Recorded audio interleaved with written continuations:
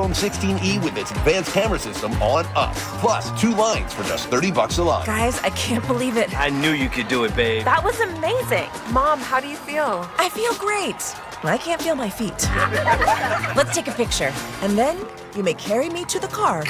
Share every stride, every mile, every memory on America's best network. Switch to T-Mobile's 55 Plus plan and get iPhone 16e on us and 2 lines for just $30 a line.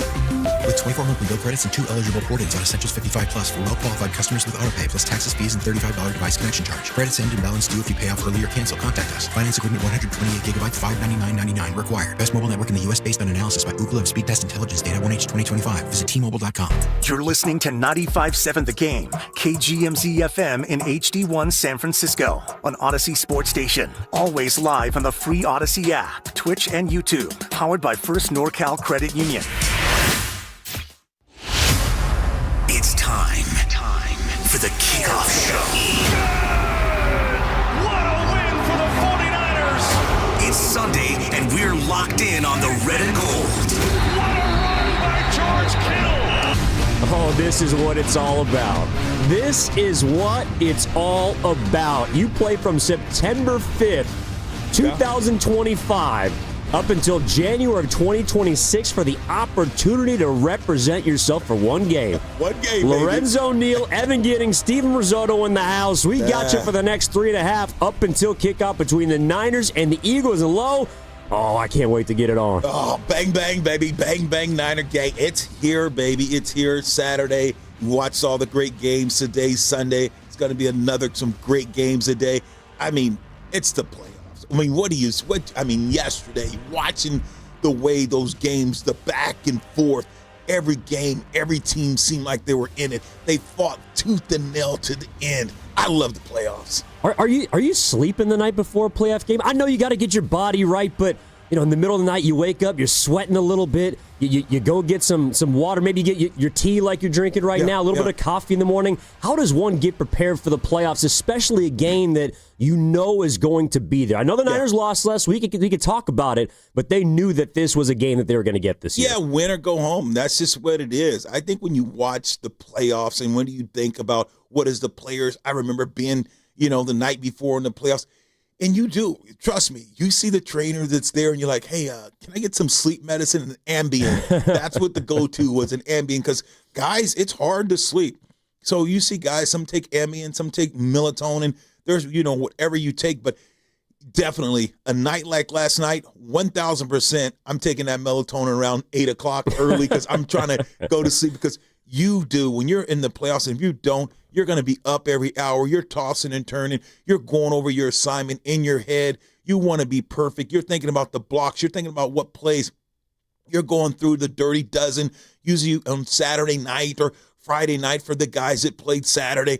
They're in there. They're doing the dirty dozen. You're going through the plays. You're doing your walkthrough. You want to make sure that you have everything done. That morning, you get up, man, it's like, okay, you go to chapel service, you get something to eat, but you're at chapel, you're going through, you're thinking about, you're walking by guys. It's no laughing. You walk by guys, it's that nod. It's crazy the way your body and the way your mind works, and it's just a different feel today for the Niners, not only for the Niners, but for Philadelphia Eagles. Yeah, and the Niners are on the road in Philadelphia today, Lincoln Financial Field, 1:30 kickoff. The Niners at 12-5 against the Eagles at 11-6. The Eagles winners of the NFC East. The Niners, by virtue of last week's loss at home to Seattle, now a wild card team that's got to go on the road. This is a matchup low where, I don't feel like it's, and the Panthers gave the Rams a great game yesterday. Pittsburgh will probably give the Houston Texans a great game on Monday night. But this isn't a situation where last week I felt like the game was going to decide the Niners' future, right? This is an opportunity for them today to, I won't say shock everyone, but there's a lot of people, and it's going to be difficult, believing that the San Francisco 49ers can pull this off. I don't feel like last week was a referendum on how much they've proven and what they've done to get to this point, but it absolutely made their path a lot harder. We were talking about the fact that you could host 2 playoff games. You might have a road to the Super Bowl that leads through Santa Clara, which obviously is going to be here in a few weeks, but now you got to go on the road And this is a place where the San Francisco 49ers, to me, this year, Lo, they have been there all season long. They've been the underdogs. And while last week we were talking about the opportunity to be the big dog, unfortunately they didn't win. The 12-5 to me doesn't really speak to how much they felt like the team going into enemy territory today throughout this entire season. Yeah, I think today's a different game. And you look at last week, it was a hell of a game. Yeah, did they get dominated? Absolutely. You look at Seattle ball control. They moved the ball up and down the field. But, hey, look, it still came down. It was still a one-possession game. If the ball's out in front of McCaffrey, if McCaffrey just knocks that ball down or that interception doesn't happen there, Purdy puts it on him a little bit better. Dude, what is that game? Now you're only down by 3. That changes this game. As bad as they played, and I don't think they just played bad. I just think that Seattle just got after them. But the way this defense have played all year, it's been a give but don't break. They've been tough in the red zone, one of the better red zone defenses. Now, do they give up a ton of yards? Absolutely. But at the red zone, they seem to be able to bull their neck and stiffen up, and they've been able to make some pretty big stops, even including Seattle last week. So I think that we can talk about Seattle and look at Seattle. Seattle's got the best team. Seattle's got the best defense in football. It's not the Texans. Give me Seattle. I really believe that the Steelers beat the Texans. I don't love the Texans offense. I think the Steelers, the way Aaron Rodgers is playing, I think the way their defense is playing, they're going to be playing at home in Steeler country. Houston Texans, everyone talk about them being the hottest team. No, I thought Carolina really would beat the Rams yesterday. You don't muff that punt. There's a couple things that had got away. That was a very, very competitive game, and Carolina could have won that game. You saw it. So I don't know. I don't think we can look at the Niners and say, okay, because of last week, now you got a hard way, and it starts in Philadelphia with the defending Super Bowl champs. So it's going to be tough. It's going to be tough sledding. They're playing against a physical team, but I still think this Niner team has accomplished a whole lot with a lot of injuries, Evan, with a lot of injuries. That's Lorenzo Neal. My name is Evan Giddings. We got you live here on 95.7 The Game. This is the kickoff show from the Laughing Monk Studios, getting you set for San Francisco and Philadelphia. Shout out to everybody in the Boxer and Gerson Work Injury Attorneys text line, our YouTube chat. If you want to chime in, let us know how you're feeling, faithful. We're taking your calls all show long at 888-957-9570. And here's what we got coming up. Joe DeCamara up at 11 o'clock from our sister station in Philly, WIP. We're going into the belly of the beast, just like the Niners are, and are about to in a couple of hours. We'll have your injury updates, who's available, who's in, who's out for both teams. We knew that Trent Williams, Ricky Pearsall, basically everyone in the San Francisco 49ers, it feels like, on that injury list, questionable for this ball game. Meanwhile, Philly, all week, Lane Johnson, he's been the big question for them. Is he going to be able to start at that tackle position? We'll get your updates for you as we move along and head towards kickoff. But before we get into this game today, and we have so much time, and I can't wait to dig into it, what were you left feeling like after that Levi's Stadium matchup between San Francisco and Seattle? It was the Week 18 battle for the division. Seattle wins. They're 14-3. They earned the NFC West and that number one seed in the NFC. But I wasn't left feeling really up until low. That play you mentioned, the McCaffrey bobble, Drake Thomas intercepts it. Great play on the sideline to keep both feet in. Up until that moment, I did feel like San Francisco was still not only in that game, but they had a great chance to steal it. And that's why today I'm not left feeling like the Niners can't accomplish this, because all season long, they haven't necessarily beat the great teams. They beat the Rams once, Seattle once earlier in the season. They beat the Bears late, who are obviously advancing on in their own postseason path. But this is a team that has that kind of that ability to just keep the game close. And Philly's a team that also kind of plays those close games. Did you feel like last week the Niners, though they were pretty much dominated like we talked about, that they were not in that game?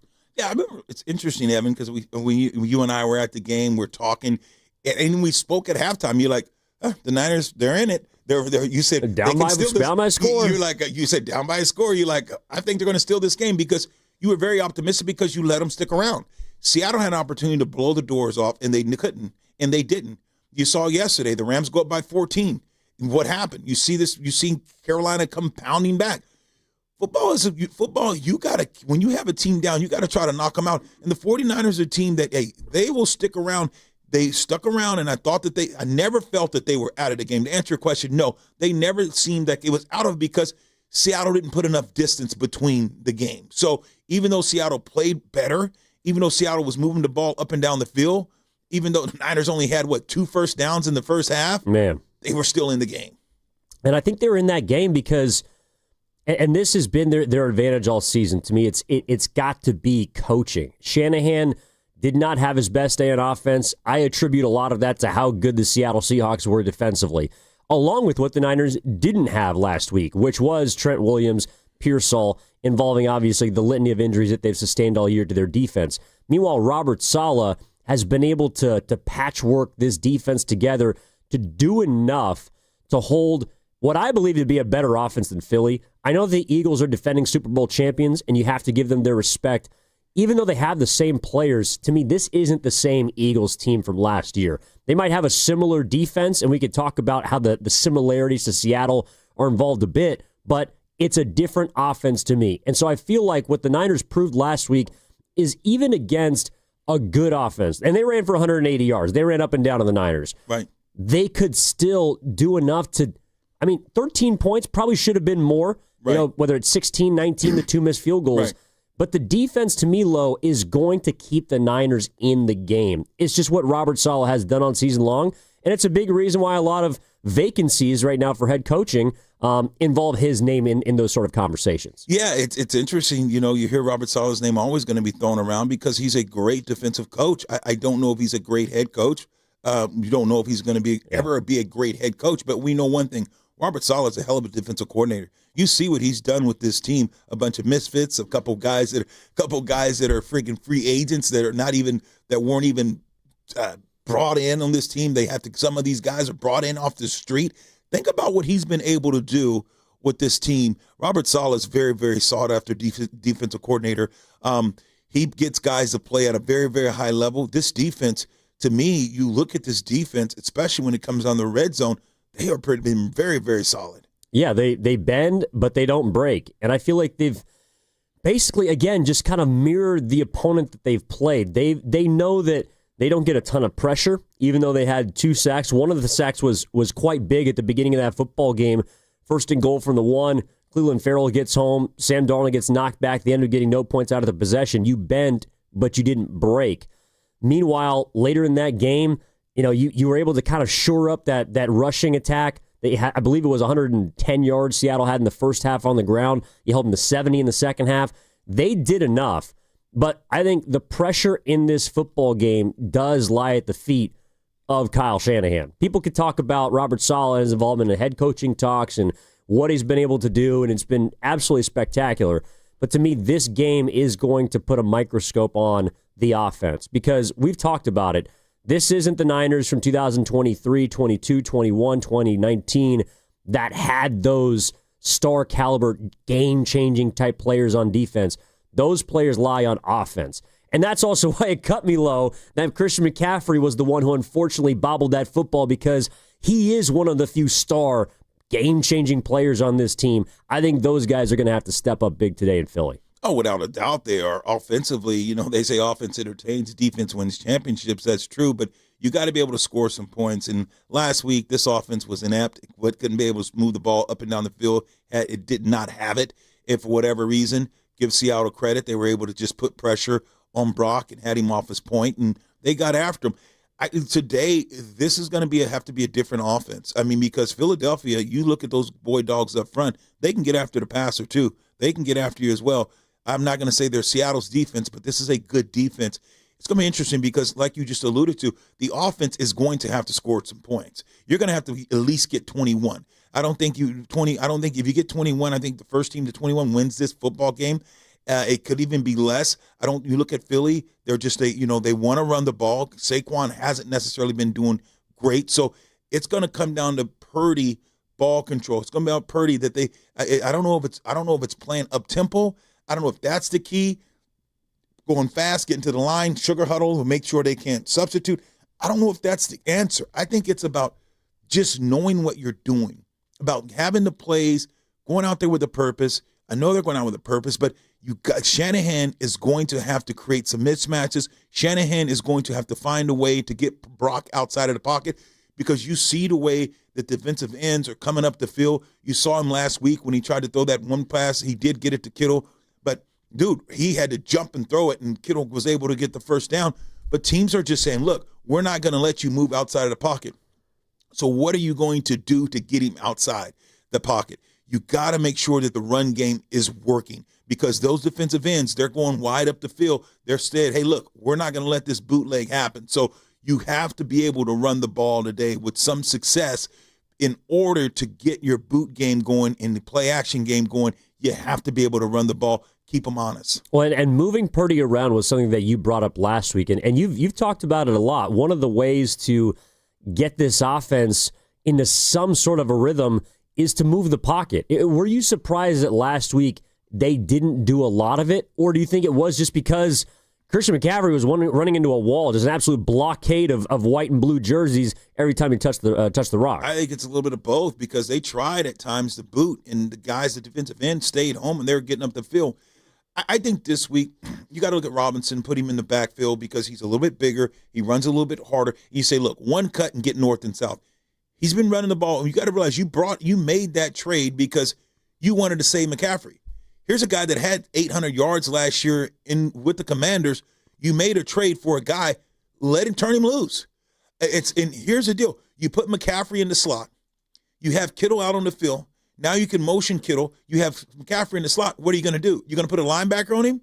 Hell no. You got to probably have to either take a linebacker out and put another safety, because if you put a linebacker on, then throw the ball. Now you're motioning Kittle. Now you get the box is going to be light for Robinson. So I think that if you do that, have McCaffrey in slot, motioning Kittle out, moving some different things around to lighten up the box, because now you have a two threat. You got a guy that can run the ball, but now you have McCaffrey out in space. If you can get him the ball out there, then he becomes even more of a threat too. So I think look for Kyle Shanahan to have a couple plays. I think that you should at least 10 plays or so where McCaffrey's lining the slot and Robinson in the backfield, and you can throw our pass, and I think that can put a lot of pressure on the defense as well. Well, that was one thing that has always made Kyle Shanahan's offense seem so difficult to stop. He's had these players that are kind of chameleons, right? Christian McCaffrey, obviously. Deebo Samuel was the guy who you could put him in the backfield, you could put him in the slot, you could put him out wide. You could do anything with Deebo. I do think there is something to getting Christian McCaffrey going, but it doesn't have to necessarily be on the ground. Right. That's where they have the benefit of the best multi-purpose weapon outside of Bijan Robinson, perhaps, in football, just because you're not running the ball. And this is where the Niners, I think, have been able to overcome the lack of a great offensive line, or McCaffrey is not the sprinter, the explosive kind of speed back that he used to be. But they have the benefit of staying ahead of the sticks, moving the chains with your running back, if it's through the air or on the ground. Not a lot of teams have that, Low. No, a lot of teams don't have that, because McCaffrey is a generational type of player. I mean, there's a guy, he can actually play wide receiver. He runs routes like a receiver. He's in and out of breaks. He can cut on the dime and leave 9-cent change. You watch the way he's in and out of his breaks. You watch the way he knows how to read coverages when you're playing man or zone. You watch sometimes they try to bracket McCaffrey. He'll know how to go in there and just sit down between the two. Still knows how to get open. Even when he's being doubled, you see him able to outflank guys. He can put pressure on one of the guys, presses outside shoulder, and then he whips right between them both. McCaffrey is definitely a triple threat. He can do it all. So I do believe that you have to utilize him, and you are right that McCaffrey can still be a big play type of guy out of the slot, moving him around. He doesn't have to do it 6 yards behind the quarterback, running up and through those stick of things. I think you can move him around, and he still can have a lot of success, 70, 80, even over 100 yards receiving.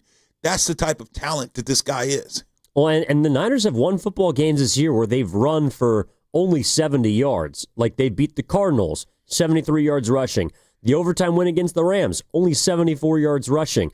They had that game that came down to the wire earlier this year against Jacksonville, only 83 yards rushing.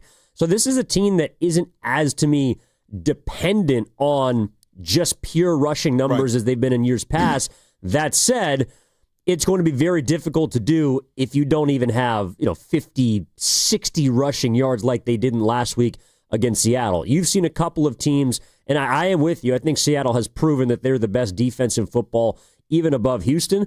But the one time the Niners went to Houston this year against the Texans, they were down big, sure, early in that game, but they only rushed for 48 yards. There has to be at least the threat of the run, and that's something against Philly. It's almost more important because that pass defense for the Eagles is probably the strength of that defense. It really is. And that's why you're going to have to get the ball out of Purdy's hands quick, and they are going to have to run the ball. And Shanahan knows that. It's going to be interesting just to see who's active and inactive, because a lot rides on being Big Trent. Yeah. If Big Trent's at the tackle position, you are going to run the ball. You're going to run to that side. You know that you motion Kittle across, and you got juice. And you put a lot of weight coming at you, a lot of big boys coming at you. And I love when you have Big Trent and you bring, Kittle across and he's cutting guys off. The run game will have some success today if he's playing.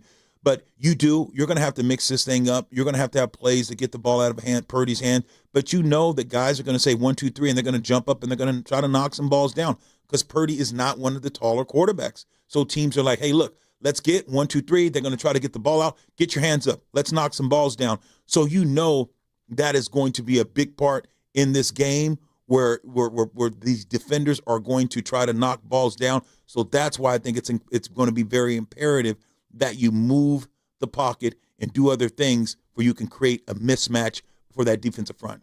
And one of those guys that's going to be out there for Philadelphia, in all probability, is the 24-year-old Pro Bowler Jalen Carter, 6'3", 315, former top 10 pick. He hasn't played since December 28th, and he's only played 2 games in the last 2 months. But to your point, a guy like that, along with the rest of that ferocious defensive line, it is similar to Seattle in the sense that they don't have to blitz. They don't have to bring an extra guy because those 4 up front can whip you left and right. And if Brock Purdy doesn't move the pocket, if he doesn't evade, kind of harm the way that he has shown himself to be able to do, it's going to be a long day for the Niners in that offense because Brock Purdy, to me, I won't say it's a bigger challenge than some of the other playoff games he's faced because he's played in a Super Bowl low. But in regards to defense, in regards to situation, in regards to the road, kind of, again, and also what's at his disposal, I do think this is the biggest challenge of Brock Purdy's young career. He's played in the Super Bowl against the Chiefs, but that was with a lot more help around him. Brock Purdy, dare I say, has to be superhuman today for the San Francisco 49ers. Not in a way that he has to throw for 300, 400 yards, but he has to be careful with the ball. He has to be smart. He has to be surgical. He has to be all those things and more, I think, to overcome that kind of defense on the other side. He has to. I think the biggest thing, like you said, is take care of the ball. You can't throw interceptions. You got to make sure you take care of the ball because in that at times you have to make sure that you extend drives. You have the ball control because you want to save your defense. You know that the defense is light. You know that the defense is beat up. How do you do that? You save those guys by sustaining drives, keeping the defense fresh, don't let the defense go back on the field. And it's easier said than done. Mm-hmm. So what does that look like for Brock? That's okay. Is it swing passes where, okay, if you got running a slant, the defensive linemen are going to try to knock the ball down. So what do you have to do to combat that? That's where you got to do the backs. They're doing swing routes. You maybe some more screens because of the fact now guys are going to knock those down. They want to get up the field. Then let's see the screen game today. Maybe even with tight end, some tight end screen. Even with, of course, with McCaffrey. You have to do certain things today in order to make your offense go. You can't just line up and say, we're going to just go throw the ball, or we're going to try slants. So they're going to knock passes down. Kyle Shanahan today is going to have to be his finest hour because he is going to have to put by scheme plays open, but also understand the integrity of the defensive line and the offensive line that they're going to be knocking balls down if he goes this 3-step drop. Those things are, okay, got to do short passes. That's not going to be there.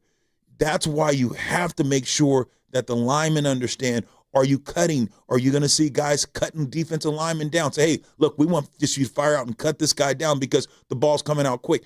I want to see what Kyle Shanahan, what the offensive linemen are doing, because there's different ways to combat different things, and I just want to see what the 49ers plan is going to be. No, 100%. I think it's a great point, too, where the Niners are obviously playing against the Eagles, but because of the lesser ability of their defense, it's not their strongest unit, and it's vulnerable. The offense is almost playing the Eagles and the clock, right? They want to keep that defense as fresh as humanly possible. So do you take chances? Do you get some shot plays in there? Perhaps. But you have to be fully aware that when you do take one of those big chances, if Brock Purdy decides to try and go deep, outside the numbers, inside the numbers, tries to take the top off, that's a play where, yes, you're looking to make something happen, but you have to be more methodical in this game than ever. I know that the scoreboard is one where we're thinking about, all right, race to 20. If the Niners can get that, they can get this football game. But they have to find a way, I think, and the Eagles try and do this too, to their credit, to shrink the game.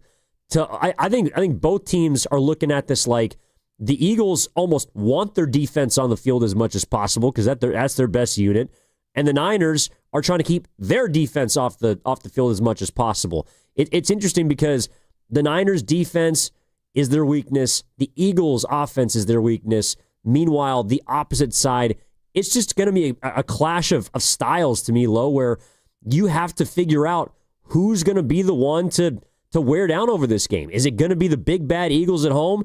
Is it going to be the Niners wearing them down with those sort of precise, quick type of passes? Who's going to be the one to break first here on Sunday? And it's obviously coming up in a few hours. Evan, when you look at this personnel and when you look at the team, when we say, hey, look, the Eagles, their defense is their strong point. But if you talk about the Eagles, their offense, when you look at their offense don't seem scary. Is this offense, when you think about who's their receiver? A.J. Brown. Don't you look at that team and you say, wow, as far as offensively, do they not have weapons? No, they do. And that's what's scary. It's like they just have not performed well this year. You have Saquon Barkley, almost had 2,000 yards last. Well, he had 2,000 yards. What he did could have broke Eric Dickerson's record if he wanted to, but he decided, hey, look, I want to stay healthy for the playoffs. So when you think about what Philly is, they're scary. They're scary, but they just haven't played up to their potential. So it's going to be interesting. What Philadelphia team does the Niners get? And what does Philadelphia get? What Niners team does Philly get? Is it to be the team last week that only scored 3? Or is it the team weeks before that's been averaging 30 points a game? So these are two teams that can light it up. Are these some two teams that can be very docile and not score at all? Absolutely. And we're going to find out again at 1:30, approximately 3 hours away from the Niners and their season coming to a skidding halt, or them advancing on to the division round. How are you feeling, fans and faithful? 888-957-9570. How are you watching the game? Are you nervous? Are you excited? Do you think the Niners got a shot? Are you not giving them a shot? How are you feeling on this Sunday morning? We got football all day, a lot of great games. The Niners are smack dab in the middle. Brady, Burkhardt, it's going to be an absolute show at Lincoln Financial Field in Philadelphia. All right, half hour away from Joe DeCamera joining us from WIP in Philadelphia, our sister station out there taking us inside the belly of the beast. And we'll be back after this on the Kickoff Show. Lorenzo Neal, Evan Giddings, 95.7 The Game. We'll talk to you in a sec. I bet you folks are glad to be done with your shopping. Hopefully, all your gifts went well. But there's one last store to visit, this time just for yourself. Your chance to get one of the top-rated Samsung, LG, or Sony TVs at a crazy low price. Where? At Video Only's year-end clearance sale. A great way to end the year.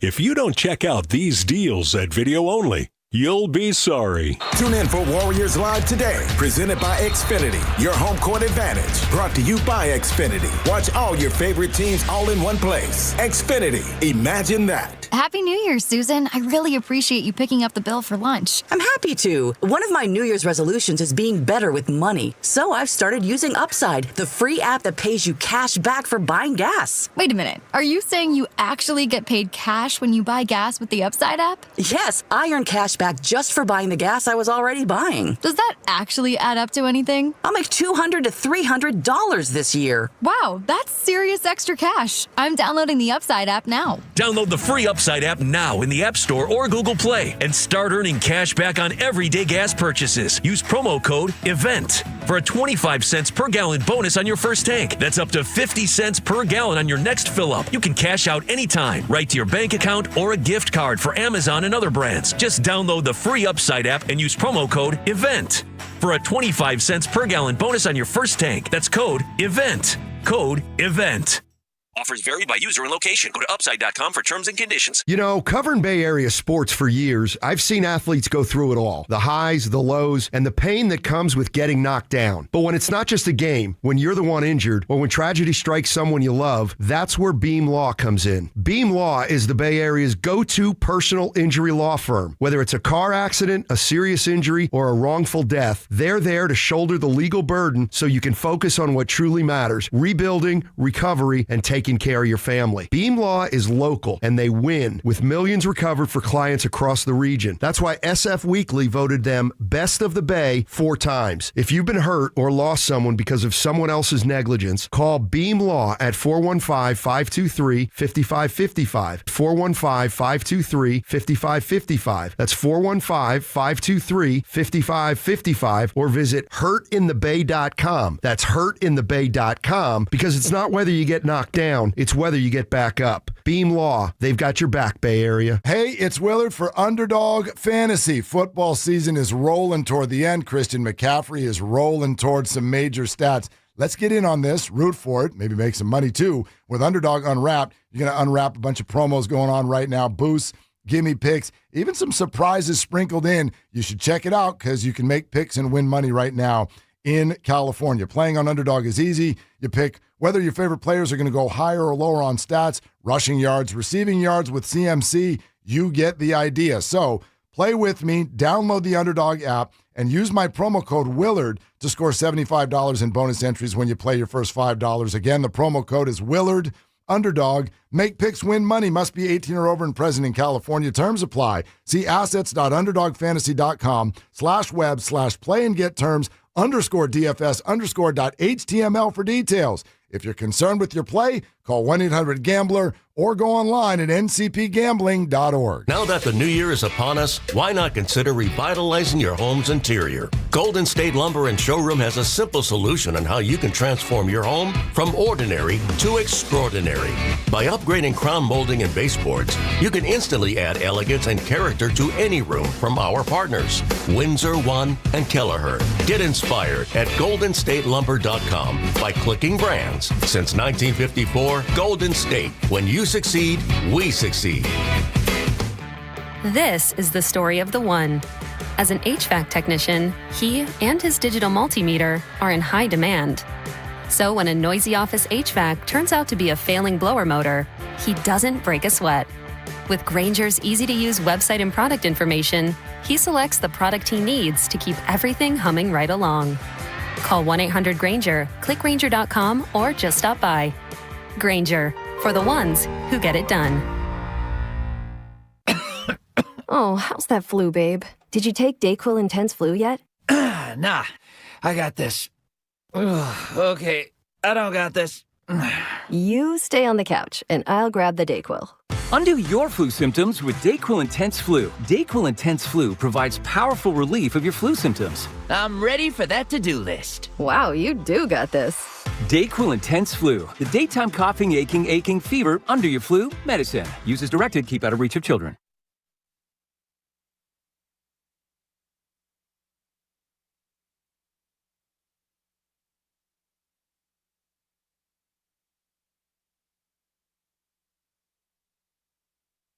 Now back to the kickoff show on 95.7.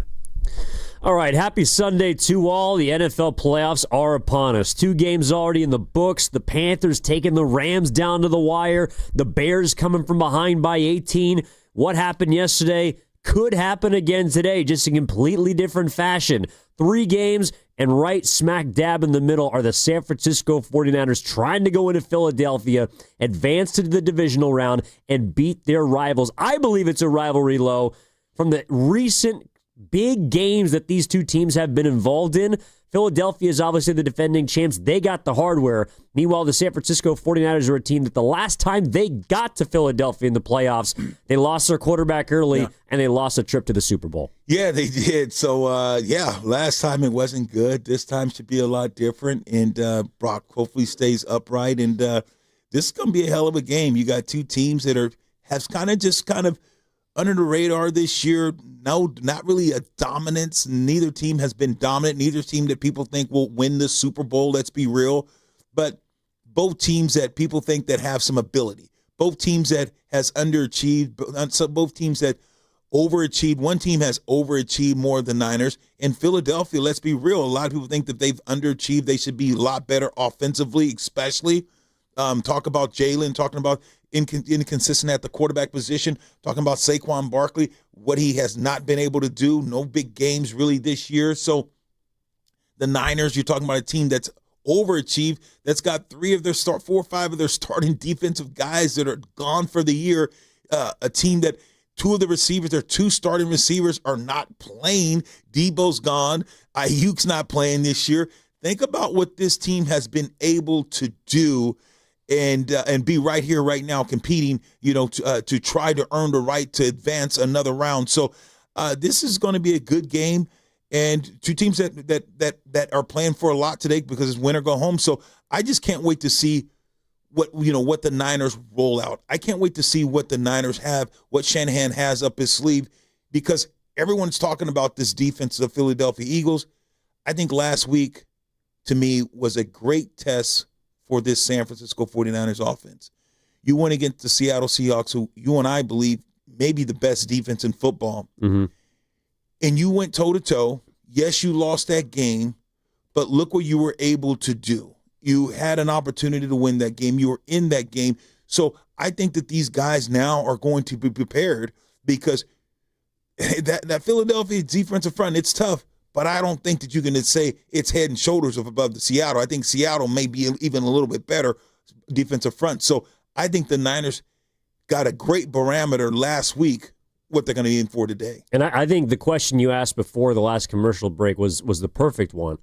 Who are these Philadelphia Eagles and who are these San Francisco 49ers? That's what we're going to find out today. That's what we find out every single playoffs. You figure out why a team is good enough or how they get exposed. And to me, the question with the Eagles is, are they the same team from last year? And if you've watched them for 17 weeks like we have, if you've paid attention to what's been happening across in the city of brotherly love, and we're going to talk to Joe DeCamara of WIP in just a little bit to get more of an idea about it, to me, the answer is emphatically no. And it's why we're talking about them as the defending champs, but not a team that I believe is going to run it back and become a back-to-back Super Bowl champion. Right. They have great players. They have hardware. They have a head coach who's been nothing but successful over there. But to me, they're not the team from last season. And I think the guy, honestly, that is Exhibit A, that is the example of that, would be Saquon Barkley. And it's not necessarily his fault because the line's been different. It's been banged up. But Saquon Barkley, you're right, 2,000 yards last year. Unstoppable. A guy that was going to break one. It wasn't a matter of if, but when. This season, he's looked like a completely different guy. And I don't necessarily think that he is a different player, but last season took a little bit of a toll. This is a different team. And this offense, with all the same pieces from last year's Super Bowl team, has failed to put up the kind of numbers that they did last year. And Jalen will tell you. Jalen, you saw him last year when they won it, so he goes, this happened because Saquon was here. And the whole team acknowledged that. The coaching staff, everyone, because the way Saquon ran the ball last year, it took a lot of pressure off of Jalen, and it made the passing game go, and it made Jalen play a lot more free because he didn't have to be the man. Last year, the dude was throwing the ball over. He looked great. Man, this guy's been really throwing the ball because the pressure wasn't on him because Saquon took so much of it off. Now, this year, he's got to play. He's got to be big.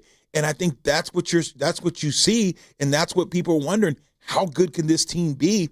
And I think another question is when you talked about who are they and who are the really Philadelphia Eagles and what happens when rubber meets the road, I think they crack. Meaning that the difference between the Niners to me in Philadelphia, if the Niners are losing, those guys aren't going to point fingers. They're going to come together, band of brothers, and they're like, let's fight.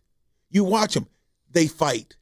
Philadelphia, if guys aren't pouting, if guys aren't getting the ball, if certain things aren't going well, watch their sideline by star players. It's different. So I think that's what I believe that is different, the different chemistry between these two teams. You ask, what is the biggest change and who are they? I know who they are. When for the last 17 weeks, when things get tough, you hear the coaches. They want to egg one of the coaches. They want him out of there, the offensive coordinator. You see players starting to talk and saying, what's going on? And you watch the way sometimes on the sideline, the body language. Jalen's all by himself. You see this team, and you see them come unglued a little bit. I just think the Niners and Philly are different. They're made up differently. 888-957-9570 is the number. This is the Kickoff Show. That's Lorenzo Neal. My name is Evan Giddings. Niners, Eagles. Wild Card Weekend, 1:30 kick. We got you until then. Let's get to the phone lines. Brady is in Spokane. What's going on, Brady? How's East Washington? What's up, baby? How you feeling? Man, I hear these Hawks fans around here talking 24/7. I got family members that are Rams fans. I just can't wait, man. It's like the feeling. I will be there next weekend if we win, nice. You know, and whatever it costs me. I mean, at this point, it's one of the things to where I just want to see some more two tight ends set. I want to see Ton just get involved. If Pearsall's not going to be out there, I mean, which he might be, I want to see him get involved. And then they always go to McCaffrey off those choice routes. I say for us this week, why not have him as a second choice on some of those passing routes and just dump it off on some screens if we can get deeper. I got you, Brady. So you like the Niners in this one? I do. It's just like one of those things. Which Eagles are we going to get, right? Because I think we know that we're injured, you know. Not that I want any excuses by any means, but, like, they're not together. This D is not what they were last week. They're not Seattle's D, right? So I think if our offense has some playing from the front, that's our best chance to win, obviously. I got you, Brady. Thanks for the call, man. Enjoy the game. I like what Brady's saying. For us, put Tong in there, you know, tight end, go a little more 12 personnel. But like you said, McCaffrey requires sometimes double coverage. McCaffrey requires a lot of attention. So what does that mean? That means if you can put him in the slot, and now you can run other screen routes because people are going to have to pay attention to McCaffrey. I like that. Yeah, and I also think, too, you know, this is a very physical Philadelphia team. To me, if the Niners are going to beat them, they're going to have to find – I think it's easier in a way to run on the Eagles than it is to pass on them. Maybe the Niners' answer to that is to get a bit more beef in there, to use a couple extra tight ends, to use bigger personnel, really, to try and muck up this football game. Chargers do it, you see, because they're hurting at tackles position, and at times when you go bigger and stuff, you make them determine, do they want to go 5-6 down linemen? But now if you do get past that line, now you're asking little cornerbacks and safeties to do a lot of tackling on those backs. So I think it's good at times when you go 12 personnel or bring in a six offensive lineman and to show things that you're going to be a little bit more dominant at the point of attack, especially in the run game. Especially because the Niners don't have an A.J. Brown, a Devontae Smith. They don't have guys on the outside that, to me, are going to win, or at least the way that you need them to sometimes. To me, and it really was last week as well. You know, I thought, to me, Lo, the biggest difference between the first meeting and the second meeting between the Niners and the Seahawks, it was third downs. The Niners in the first game of the season, you and I watched it together, they extended drives.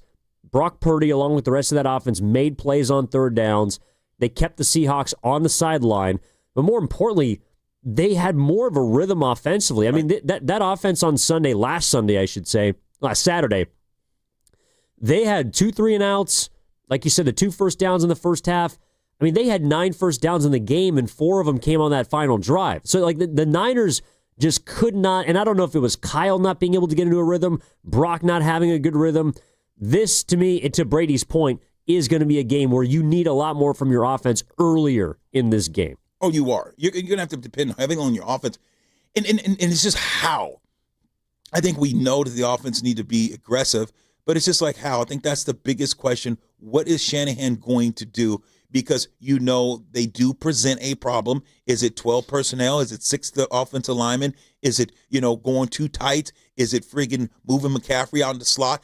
What is going to be his kind of his something that's going to cause the defense to have to scramble? That's what I want to see, what Shanahan, the chess match that he plays, because he's going against Nick Fangio, who's a hell of a defensive coordinator over there too. So I can't wait to see what Shanahan and Fangio has for one another. Yeah, and look, Fangio's he's got the hardware to prove it, but he's been very successful against Kyle Shanahan in his career. It's one of the reasons why Kyle wanted to hire him as defensive coordinator back when he was a young head coach with the San Francisco 49ers. That kind of chess match is going to be fascinating. This whole game to me is interesting. And another aspect of it too, Lo, is it doesn't feel like a lot of people, and I can kind of understand, but I kind of can't.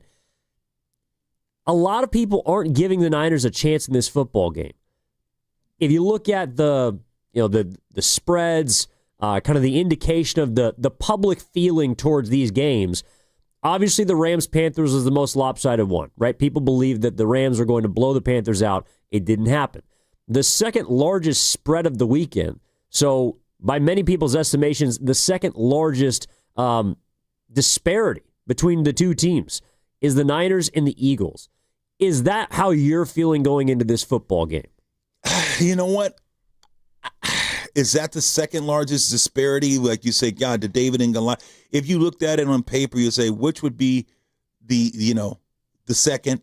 And it probably would be. It probably would be, you look at it and say, man, Philadelphia, playing in Philadelphia, the brotherly love, what's going to happen? What is this going to look like? Yeah, you would look at this and think Philadelphia can make this game get ugly.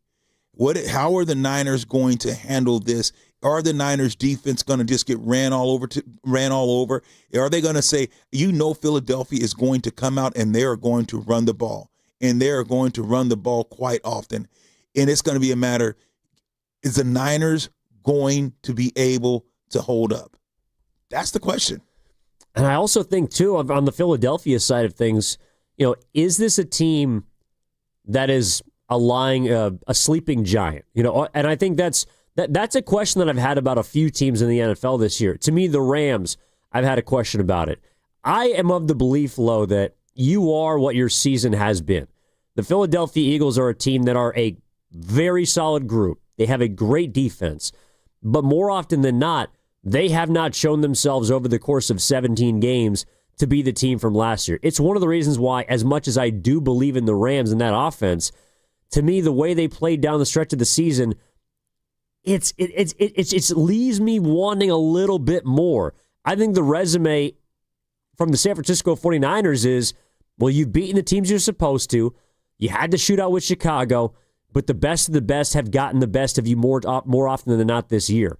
Philadelphia does fit in that category, but I don't have them among the elites in the NFC. I don't have the Niners there either, but that's why I wonder when people are saying, all right, the Niners can't go into Philly. This one's going to get ugly. They're going to get blown out.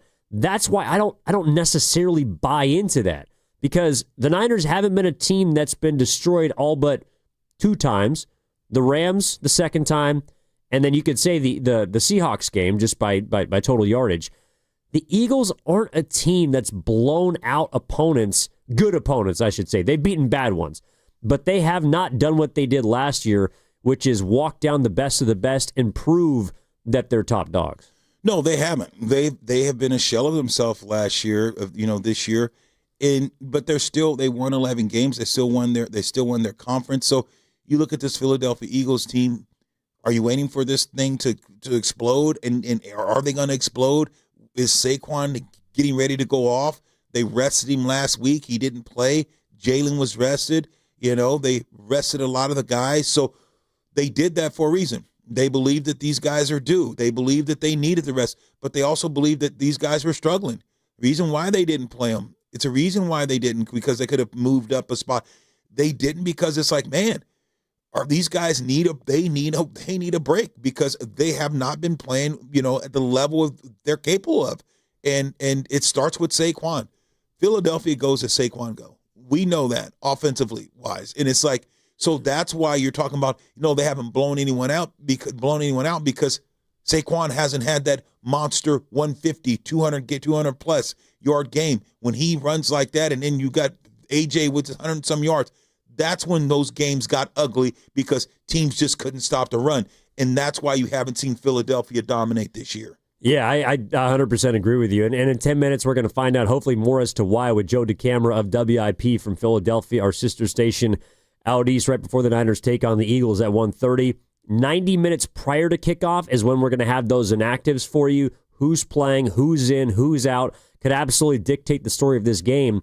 But, Lo, you're talking about Saquon, and that's a guy that I was listening to both San Francisco, Philly talk radio, and there's this belief that, well, we're just going to give Saquon 30 touches. We're gonna run him straight into the Niners, and until they force something to happen on that line, we're going to give the ball to Saquon. But this year, when they've done that, it hasn't necessarily worked. I mean, Saquon last year had 2,000 yards. This year, he only has 3 games in which he's had 100 yards rushing out of 17. And you look at the last few that he's rushed, 18 carries for 60 yards. That was the beginning of the season. Last of which he was on the field against Buffalo, 19 carries for 68 yards. Even against a team like Chicago, 13 rushes for 56 yards. Why do you think that the Eagles have not been able to get the MVP candidate, quite frankly, like Saquon Barkley of a year ago?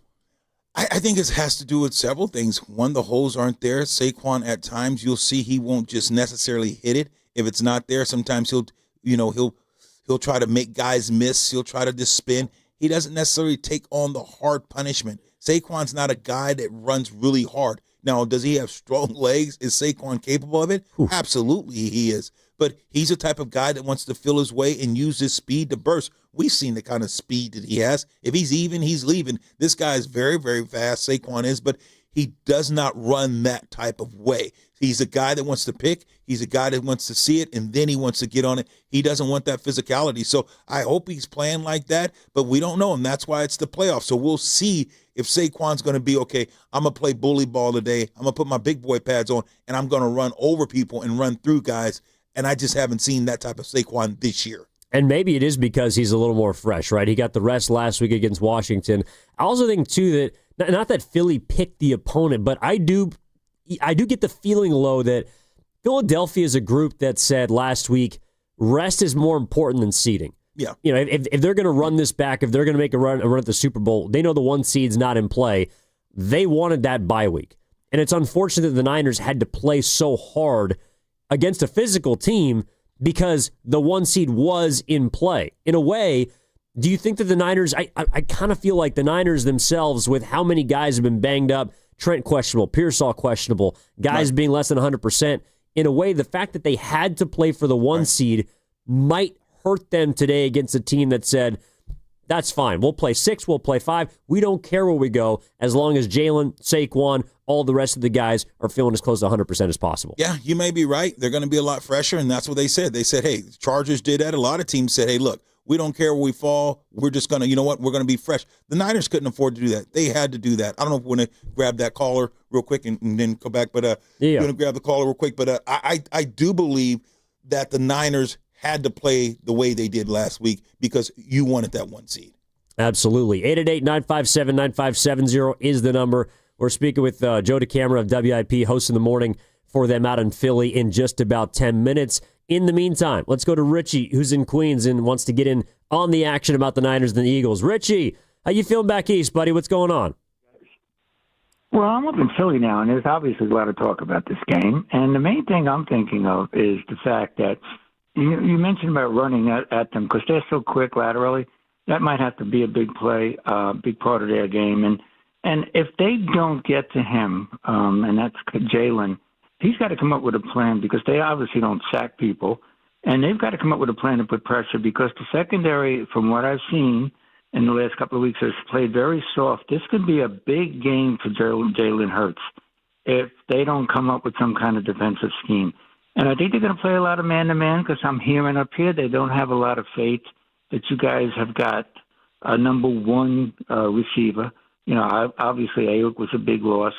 Pearson would be a big help to break the zone if they play zone. So, yeah, I mean, it's going to be a task for them. The only issue is they have been kind of disorganized this year. They have gone to infighting a lot.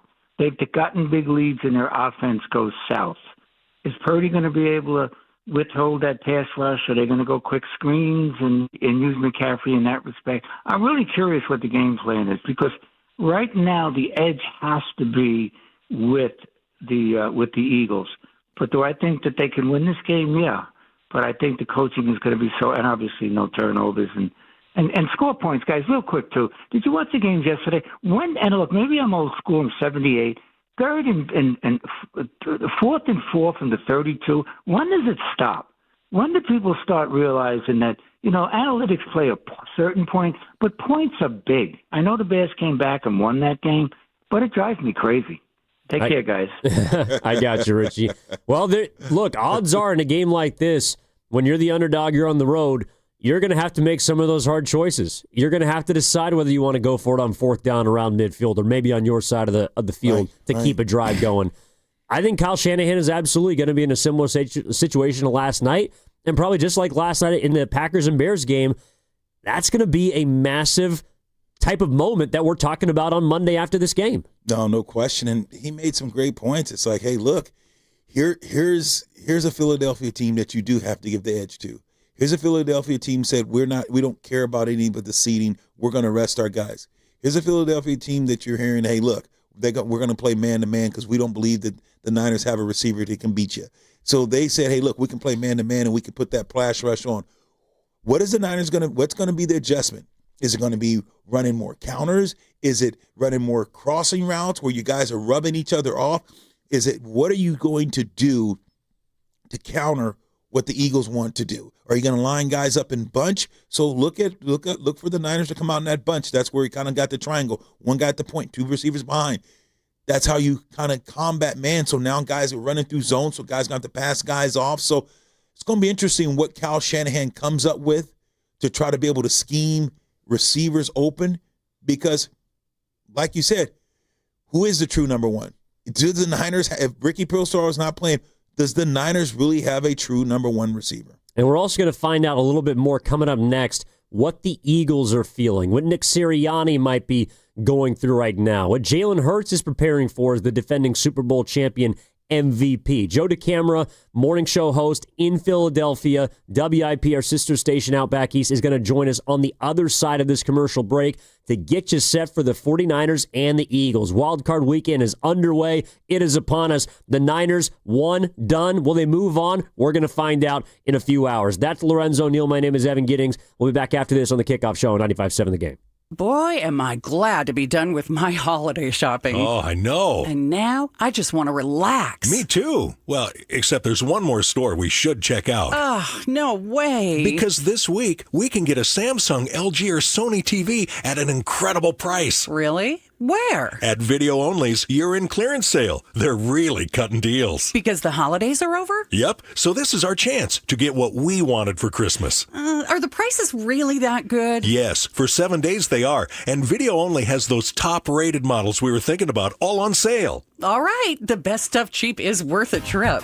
At Video Only, you won't find huge stores with refrigerators or microwaves, but you will find the best deals on top-rated TVs, soundbars, and monitors. Shop around. Just make sure you visit Video Only, because if you don't, you'll be sorry. In Mountain View, San Mateo, Union City, Dublin, and San Rafael. Video Only. We all hear the radio ads about the IRS. They tell you to be afraid, to be scared, and they try to frighten you into calling. I'm not here to do that. Tax Relief Advocates is different. TRA is here to tell you that if you owe money to the IRS, whether it's $5,000, $50,000, or $500,000, we have a solution. It doesn't matter if you're sitting in your car, at work, or with your kids. No matter where you are, call now. 800-575-9871. Don't lose hope. TRA can eliminate or reduce what you owe to the IRS. Generous programs are now available that can give you a fresh start. Our passion is taxes and helping individuals fix their IRS problems. We have over 1,000 5-star reviews on Google and an A+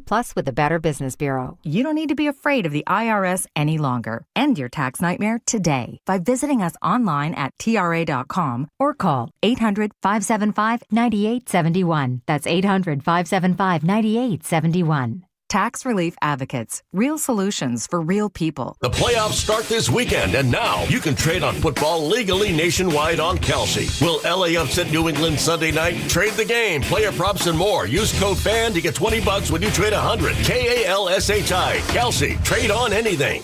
Excuse me, can you tell me where? I don't know. Those big box stores, they don't know.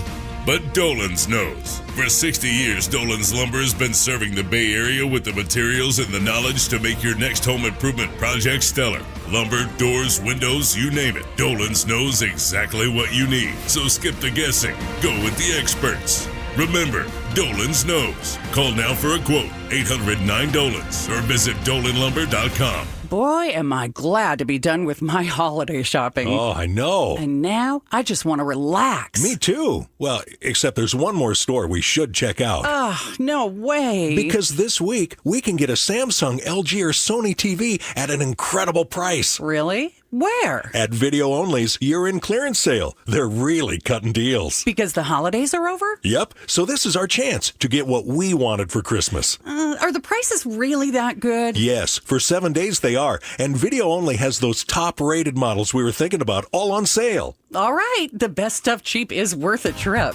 At Video Only, you won't find huge stores with refrigerators or microwaves, but you will find the best deals on top-rated TVs, soundbars, and monitors. Shop around. Just make sure you visit Video Only, because if you don't, you'll be sorry. In Mountain View, San Mateo, Union City, Dublin, and San Rafael. Video Only. Attention.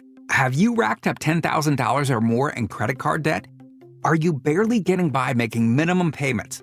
With credit card debt reaching all-time highs, National Debt Relief is notifying consumers about significant debt relief options currently being made available to help those with overwhelming credit card debt.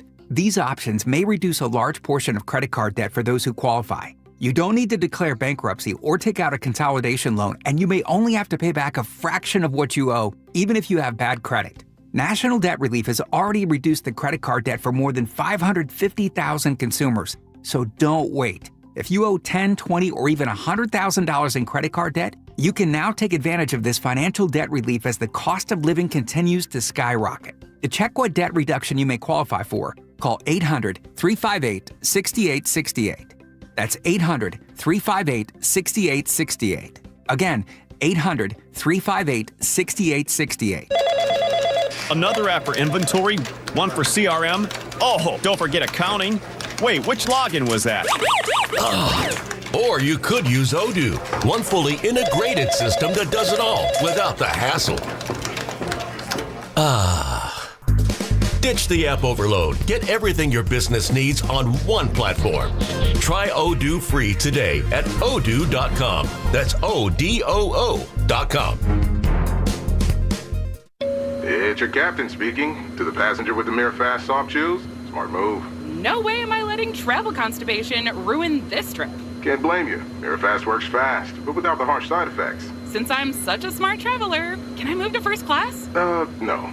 Close the curtain, Carol. From the makers of Miralax, new MiraFast soft chews work naturally with your body in as little as 30 minutes to give you a comfortable go on the go. Find Mirafast today at your local retailer. Use as directed for occasional constipation. Contains magnesium hydroxide. You're listening to 95.7 The Game, KGMZ FM in HD1 San Francisco on Odyssey Sports Station. Always live on the free Odyssey app, Twitch, and YouTube. Powered by First NorCal Credit Union.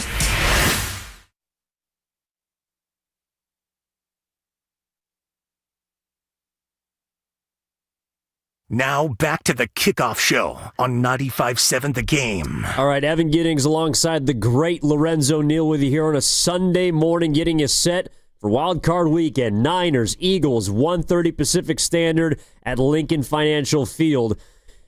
It's going to be a great game, we hope. The Niners are obviously big underdogs in this one against the defending Super Bowl champions. And now here on the River Islands guest line, joining us live, all guests on 95.7 The Game appear on the River Islands guest line. Isn't it time for you to discover the islands, River Islands in Lathrop? Kind enough to join us on the morning of the game, none other than the morning show host for WIP out in Philadelphia, Joe Damera. Joe, thank you so much for taking time out of your day. How are you feeling? Hey, Evan Lowe, great to be on with you guys. Excited. I mean, look, it's a great weekend of football, obviously. Yesterday was bonkers, and today's the one your town and my town's been waiting for, and it's a big deal. Yeah, no doubt, and hopefully both quarterbacks are able to make it through the game, unlike the last playoff game between these two teams. But I do got to start here, Joe, with you.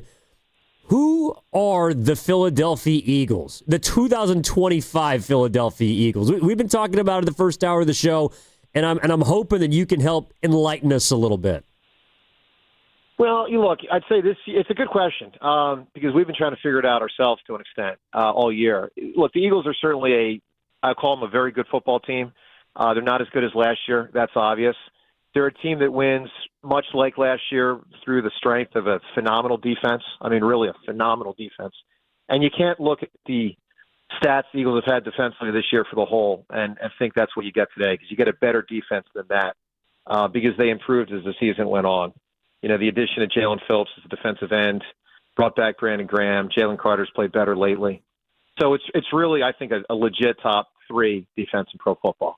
Offensively, the Eagles have struggled. There's no question. And that's the biggest difference from last year. Whereas last year they weren't very good passing the ball, 29th in the league in pro football passing last year.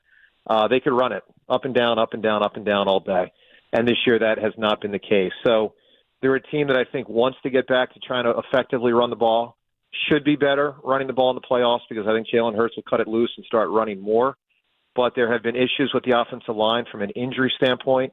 Guys have played through it to a large extent. I'm talking about the center, Cam Jurgens, and the guard, Landon Dickerson. So those guys have been hobbled all year. We'll find out after the bye if they're a little bit more refreshed. We'll find out if Lane Johnson plays today. Looks like he probably will, but we'll see. We'll see how effective he is. But they're a team in a very fundamental way, I'd say, that has not been good offensively and is exceptional defensively, and that's what your squad's up against today. Today would be a great – thanks for joining the show, by the way. I think it would be interesting because that's what the Niners don't do well against the run. Is some of this Saquon? How is Saquon? Does he feel – does it seem that any of this has to do with his inability to run the ball, or do you think it's mostly offensive line? So I think it's more line, but I certainly think some of it's Saquon. And, we've had a tug-of-war in Philadelphia past, 18 weeks now trying to figure out how much of it is Saquon. By the way, I don't blame him. Right. I mean, the reality is Saquon Barkley touched the ball 482 times last year. So he's supposed to be diminished. And I think he is a little bit athletically diminished.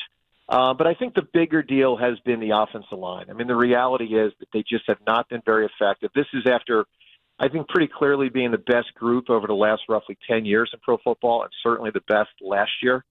And it's just been a lesser group. So I think the biggest thing that in Philadelphia we'll be keying in on early in the game is, does the O-line look better? And if it does, they can run the ball effectively. And, because Saquon's still more than good enough to be outstanding. But he does need some help from the guys up front. An amazing fact is last year, the 4 Eagles playoff games, they rushed for over 850 yards. Now think about that. 4 playoff games, over 850 yards. That's crazy. So, that's what they want to do. Again, they'll be aided by Jalen doing it more. I'll be surprised if he doesn't, but I don't think he'll do it a ton unless they need it in the second half. Sirianni and Jalen are very conservative by nature, very conservative with the way they attack it. And I'd like to see him cut it loose earlier in the first quarter with the running, but he may wait a little bit deeper into the game. That's a big swing factor of whether he cuts it loose early, but he does try to prevent injury. Sirianni tries to have him prevent injury. But, when Jalen Hurts runs, he certainly can be one of the, 3 to 5 best running quarterbacks in pro football. Well, we know that the San Francisco 49ers are a much different team from the one, certainly a couple of years ago when they played Philadelphia in the playoffs. They're a different team from even 2 years ago when they made the trip to the Super Bowl. With Philly, from your perspective, Joe, what is it about this Niners team that you think might give them a shot in this game? It feels like a lot of people are expecting Philly to kind of put it on them. The spread continues to grow, it feels like, by half point every day. Some of that has to do with injuries, who's available, who's not, and we don't know that quite yet. But if the Niners are going to win this game and do what a lot of people believe they can't, what do you think it is about the Eagles that they can exploit? Well, I'm going to give you two things there. First, I'm just going to say I think the line's too high. So, while I picked the Eagles fairly early in the week, I can just tell you I would not take the Eagles with this line right now. I mean, the Eagles' offense just hasn't been good enough to merit a line this high. And there is certainly an advantage with the rest, that the Eagles got. I think that's a big advantage. But to answer your question specifically, I just think it's Purdy being pretty good. I think he's a very solid quarterback, and it's a great challenge for him because the Eagles bring a lot at you in different waves, different levels of the defense. But I do see Purdy as someone who is very capable. And of course, it's Purdy / Shanahan because I think, we all know Shanahan, much like Ben Johnson, much like McVay, three of the better game planners and play callers in pro football. And I think the combination of Shanahan and Purdy is something that is legit. And, if he can get in a rhythm, then that could certainly cause some problems. And when it comes down to coaching, when you look at Sirianni and you think about what Shanahan is, how do you compare these two coaches? Give us the coaching edge in your opinion, offense and defense? Yeah. Well, it's funny because my co-host, John Ritchie, fullback, Lorenzo, much like yourself, John thinks Shanahan is way, way better than Sirianni. And I don't see it that way. I mean, I think we all know here in Philly, Shanahan's better at what I was just talking about, the offensive elements, clearly. But I think Sirianni is a great coach. And I'm not saying Shanahan's not. I think Shanahan's a great coach also. But, there's a big tug-of-war here in Philly on how good is Sirianni. What Sirianni brings to the table that is really elite is a tremendous culture setter. I think he's a tremendous game manager. He did have a couple of mess-ups in November that were really odd for him, but I think over the whole of 5 years, when you watch the Eagles week over week, I think he really manages the game in an exceptional way. One thing to be aware of, he's very conservative at the end of first halves. So just be aware if the Eagles have the ball late, don't necessarily expect them to go pedal to the metal, at least until they get at least one first down. But Sirianni, the players play really hard. He's incredibly intense. He is incredibly competitive. I think the conservative nature, while frustrating for a lot of people around here, and I'd like to see the Eagles cut it loose. And when I say the Eagles, I mean Sirianni and Hurts. But the reality is Sirianni has to manage Hurts's conservative nature, and he has to manage the Eagles' offensive inefficiency. I mean, the reality is the Eagles this year led the NFL in 3 and outs. That's unbelievable when you have the highest paid offense in football. So some people around here say, well, why isn't Sirianni cutting it loose offensively? And I say, well, because he doesn't trust the offense. So I see what he does with the offense from an overall game standpoint as impressive to manage through that inefficiency. But then there's people that say, well, the offense shouldn't be that bad, and that's Sirianni's fault. I put the ills of the offense a lot more on the players. I just think the players this year have let the team down to an extent. And again, some of it is injury, and that's not their fault. But I think Sirianni is very, very legit. Joe DeCamara joining us here on 95.7 The Game, the kickoff show with Evan Giddings, Lorenzo Neal, getting us set for the Niners and the Eagles.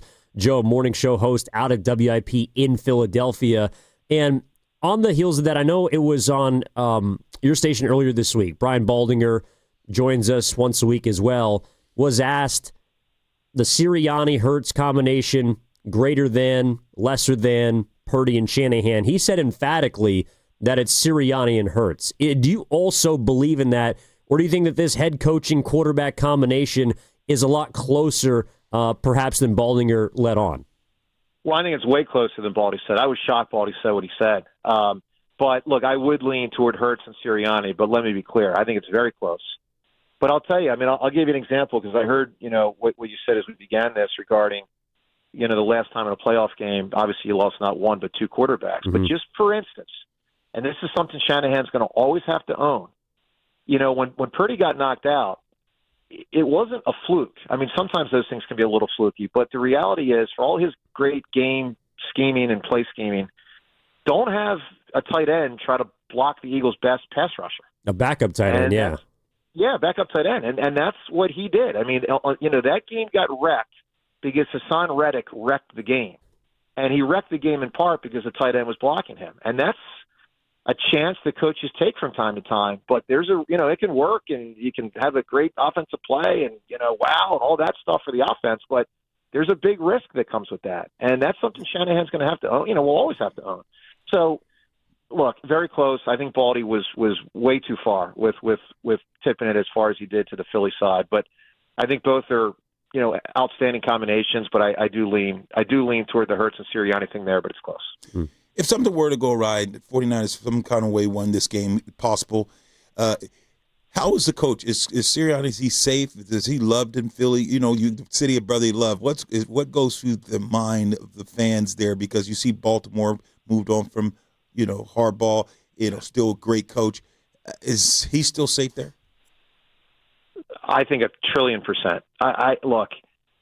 So the answer to your first question, is he beloved in Philly? The answer, I think, is largely no. The answer to your second question, is he safe? I think the answer is emphatically yes.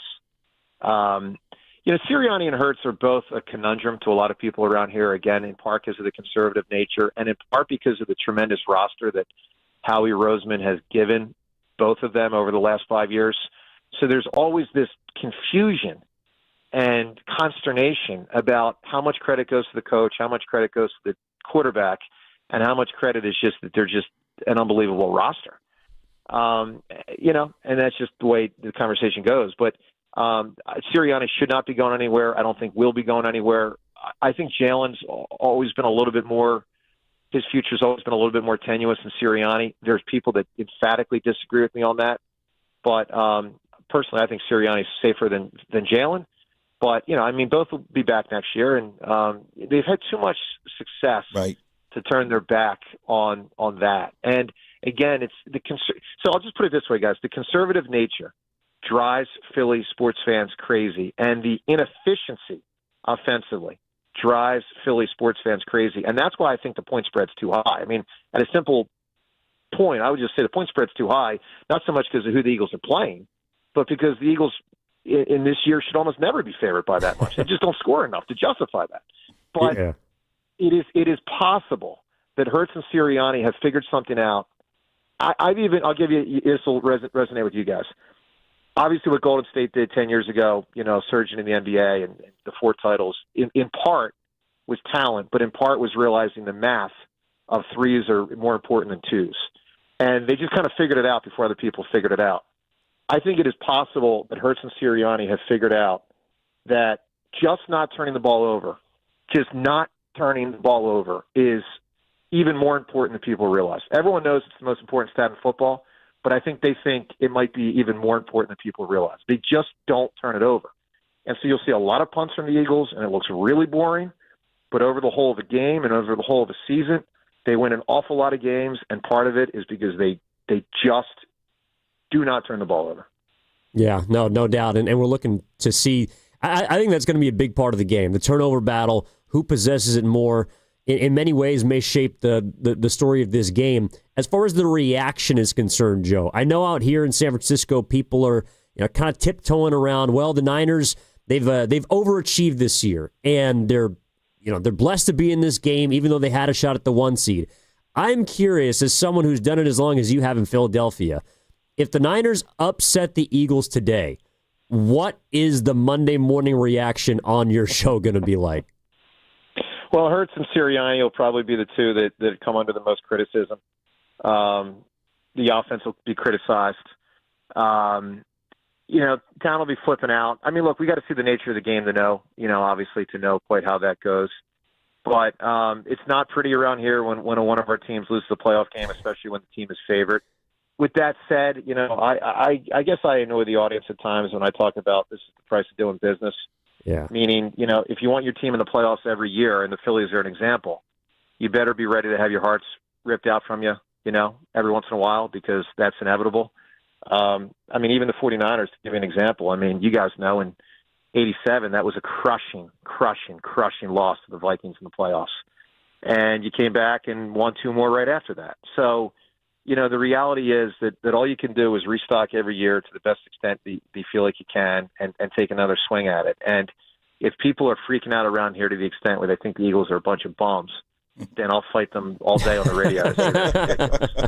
Because I just, it's just not the way I roll. But look, clearly the Eagles' offense has gone backwards, and it's something that in future years they're going to have to rectify. They're going to have to reconfigure the roster to an extent. I think there's a good chance A.J. Brown's not on the team next year. Eagles are going to have to be paying some of their defensive stars soon. That would include Jalen Carter, Quinyon Mitchell, and Cooper DeJean. And they're just going to have to reallocate money because there's no way the offense can be paid this much money and be this bad. I'm telling you guys, Eagles offense is not good. I mean, it's just flat out. But know this: if Jalen starts running, he can get a lot better quick. Yeah.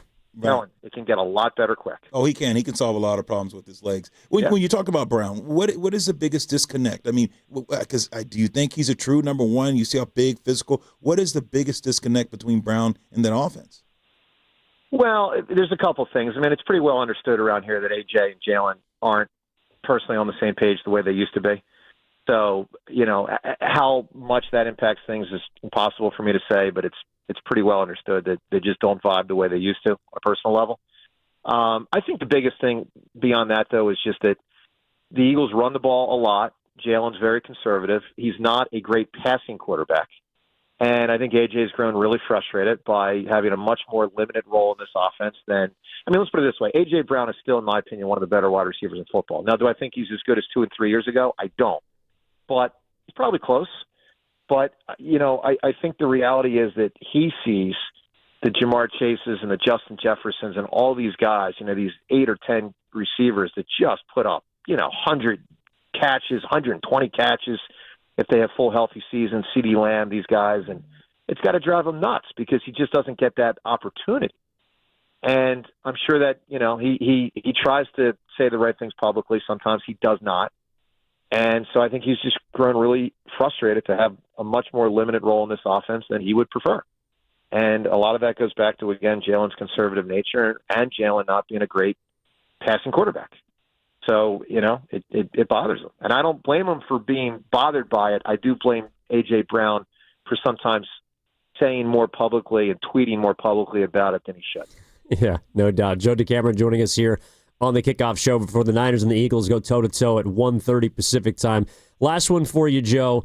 Obviously need a prediction for this game, but I want to ask you, what's the reason why Philly would win? What's the reason why the Niners win the football game? Well, I'm picking the Eagles to win in a close game, relatively low-scoring game. If the Eagles can get into the low 20s, I think that'd be pretty good. The main reason why the Eagles will win the game is because of their defense. It's really elite. I'm telling you, it's really, really elite. And the two cornerbacks, Quinyon Mitchell and Cooper DeJean, are two of the best in football, the two players on the team that made first-team All-Pro. It's possible that a healthy Jalen Carter reemerges as their best defender, as he was last year. So I would look out for that possibility today. But the simple fact of the matter is if the Eagles win, they will primarily win because of their defense. And I think if San Francisco wins, it will be because Shanahan and Purdy found a way to crack enough of the code defensively. I will be shocked if you guys score in the 30s. I really will, because the Eagles' defense is that good. But if you guys get into the 20s, which you certainly could, and the Eagles' offense just doesn't get there, and that's a possibility, that is how the 49ers win. We've talked this week on our show, would you take 20 points from an Eagles standpoint? That's not a big number. 20 might get it done, but you don't want to score much less than that. And I just think that the sweet spot for San Fran is if they can get to about 24 points, they're going to have a really good shot. Well, we can't wait for it. And, Joe, thank you so much for your time. I know you're a busy guy, and appreciate you taking some of your Sunday out for us to join us and help preview the game. You got it, guys. Take care, Joe. Take care, guys. Cheers. That's Joe DeCamera of WIP, morning show host. And, it's funny just hearing him. He's so balanced and understanding, and all I'm thinking of is if the Eagles lose this game, he's going to be taking some unhappy callers tomorrow in Philadelphia. Oh, he knows that he would. But no, he's very balanced and he's very honest. I thought he was spot on. You and I talked about 21. First team to 21 wins this game. I think it's a low-scoring game. These teams, Philadelphia's Eagles defense is going to be very, very stingy and ornery, and Philly's offense hasn't shown you a bunch. So the first one to 21 probably wins this game. unless both these offenses just play out of mind because it's playoffs. But we haven't seen that from Philly yet this year. No, and we haven't really seen, outside of the Bears game, I would say, a shootout won by the Niners. They've scored a lot of points, and that offense has definitely produced at a high level since Brock Purdy's back under center for the Niners. But they haven't been a team, I think, that has just, ran up and down the field a la Sunday night against the Chicago Bears. What they've primarily done is win different kinds of games. They've done it with points. They've scored. But I don't think it's out of the question, Lo, for this team to win a football game. And we'll have our predictions coming up in a couple hours and all the rest. But if this game is around the 20s, I don't think it's crazy for the Niners to be able to go win this football game. Even if maybe it looks something like 20-17, 17-14, I'm kind of with Joe. I do think this is going to be a low-scoring football game. And to me, it's about Purdy and Hurts, and in a way, which quarterback takes better care of the ball. Jalen does not turn it over. Really, outside of that Monday Night Football game against the Chargers, which he threw 4 picks, outside of that, he's thrown 3 interceptions all season. Meanwhile, Brock Purdy is more aggressive, certainly more of a gunslinger, but he's a guy that today, in that kind of environment and atmosphere, he also has to be very careful with the ball. He is, because you're gonna have to survive that crowd. The crowd noise, Philly, it's the playoffs. The brotherly love, that place is going to be rocking. You have to come out there and you got to throw the punch. You can't just sit there and time it out. You got to let it go. Tonight is the night where the Niners got to let it go. They got to also start fast because Philly's going to be on fire. That place is going to be cracking. If you can come out there and sustain some type of drive and get something going and put 3 or score 7 to the defense, because all they do is talk about Philly's defense. If you can come out there and put something on that defense and, with Kyle Shanahan, he's got that dirty dozen and he's going to have some shot plays. This is why at the beginning of the game, that's what's always so critical and so amazing, because you're always so excited because the Niners, they usually can go down and score or make things happen. It was crazy. It was unpredictable. It was totally unlike the 49ers 3-and-out against Seattle last week. So, Shanahan wants to redeem that. This offense has a bad taste in their mouth. They know that they could have been playing for the number 1 seed. So I think you're going to have a very, very aggressive type of 49er game plan. Yes, we understand Purdy's got to protect the ball, but I'm going to tell you right now, he's got to be aggressive today. Absolutely. We're going to find out now, just 2 hours away from kickoff, how Brock Purdy, how Kyle Shanahan are able to go into Philadelphia and potentially get this done. People aren't saying around the country that the Niners are just going to stampede in Philadelphia. They think this is going to be a close game. You just heard from Joe Damera with WIP in Philly. He's their morning show host. He believes this is going to be a close game. How do the Niners keep it there? How do they potentially steal one in Philadelphia? We got you locked and loaded on the kickoff show up until kickoff itself. That's Lorenzo Neal. My name is Evan Giddings. I see you, Diggs in D.C. I want to get your call on the other side. I apologize. We had a guest. We got to hit a break now, but we'll be back in just a moment taking your calls as well at 888-957-9570. Also the number for the Boxer and Gerson work injury attorneys text line. Text us your predictions. Who's going to be the X factor? What's going to make the difference in this football game that can allow the San Francisco 49ers in an overachieving season to justify a 12-5 regular season and get it done in Philly? Back with more after this on 95.7 The Game. Boy, am I glad to be done with my holiday shopping. Oh, I know. And now I just want to relax. Me too. Well, except there's one more store we should check out. Oh, no way. Because this week, we can get a Samsung, LG, or Sony TV at an incredible price. Really? Where? At Video Only's year-end clearance sale. They're really cutting deals. Because the holidays are over? Yep. So this is our chance to get what we wanted for Christmas. Are the prices really that good? Yes. For 7 days they are. And Video Only has those top-rated models we were thinking about all on sale. All right. The best stuff cheap is worth a trip.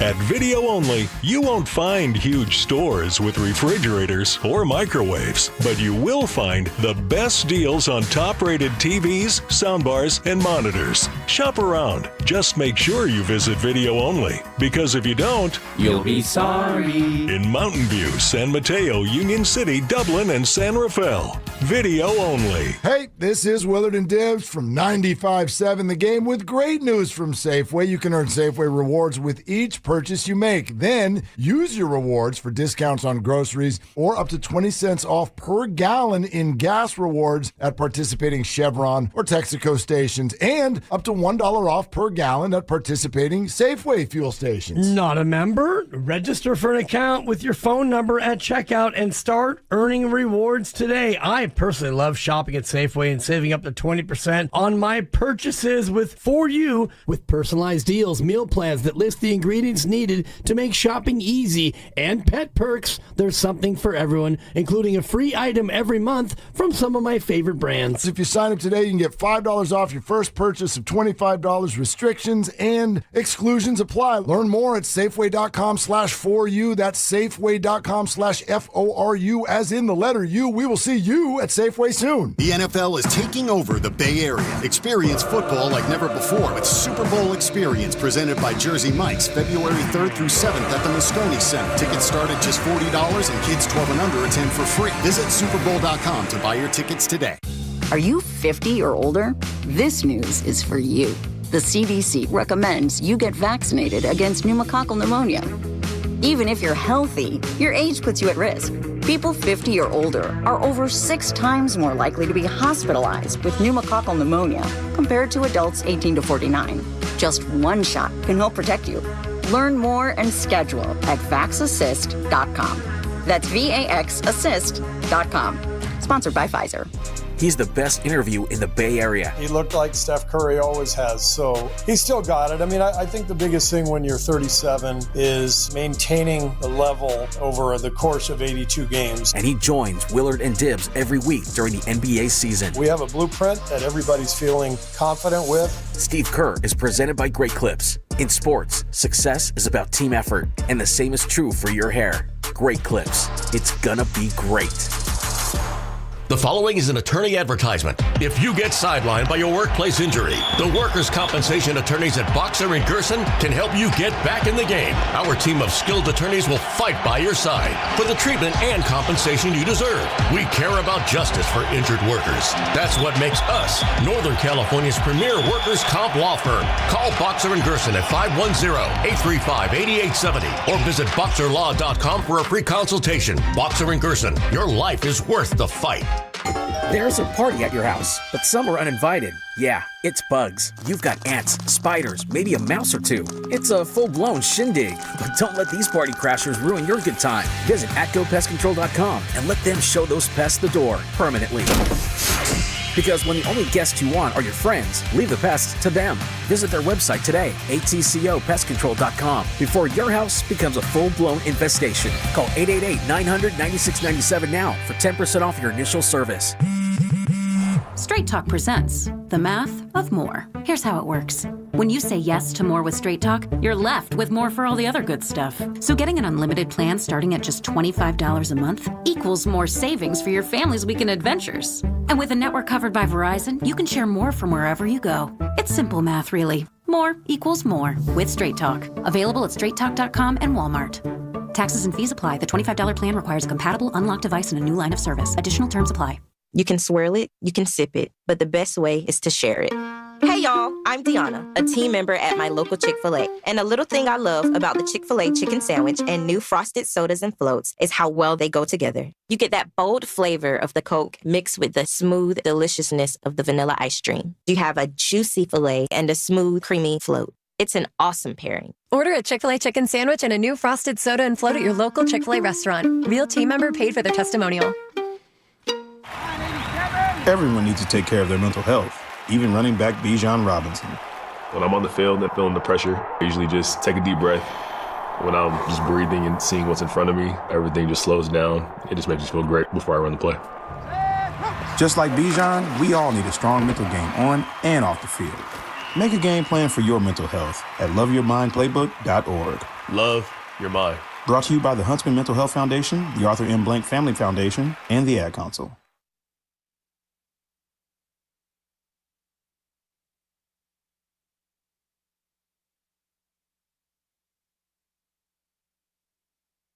Now back to the kickoff show on 95.7 The Game. I see what you're trying to do, Pasta. I see what you're trying to do here.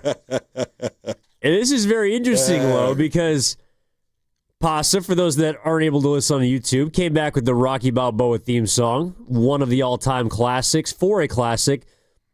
But the San Francisco 49ers are the Rockies in this situation. They're not the Philly native. They're the underdog. Apollo Creed is the Philadelphia Eagles today. I'm with you. I totally agree with you. But I like Rocky. How could you not? Right? Oh. Classic. I mean, there's 17 of them. You got Getting strong now. First one's the original. Just the greatest, absolute greatest. In fact, I think it was last time when the Niners played Philadelphia in 2022, and obviously a game that kind of gets forgotten because of how many guys got hurt in that game, notably Brock Purdy. Right. But I believe a 49ers fan before that game put a Brock Purdy jersey on the Rocky Balboa statue. Whoa, are you serious? And planting the flag a little bit. I don't know if they did that this time because obviously, the last one didn't go so well. But no.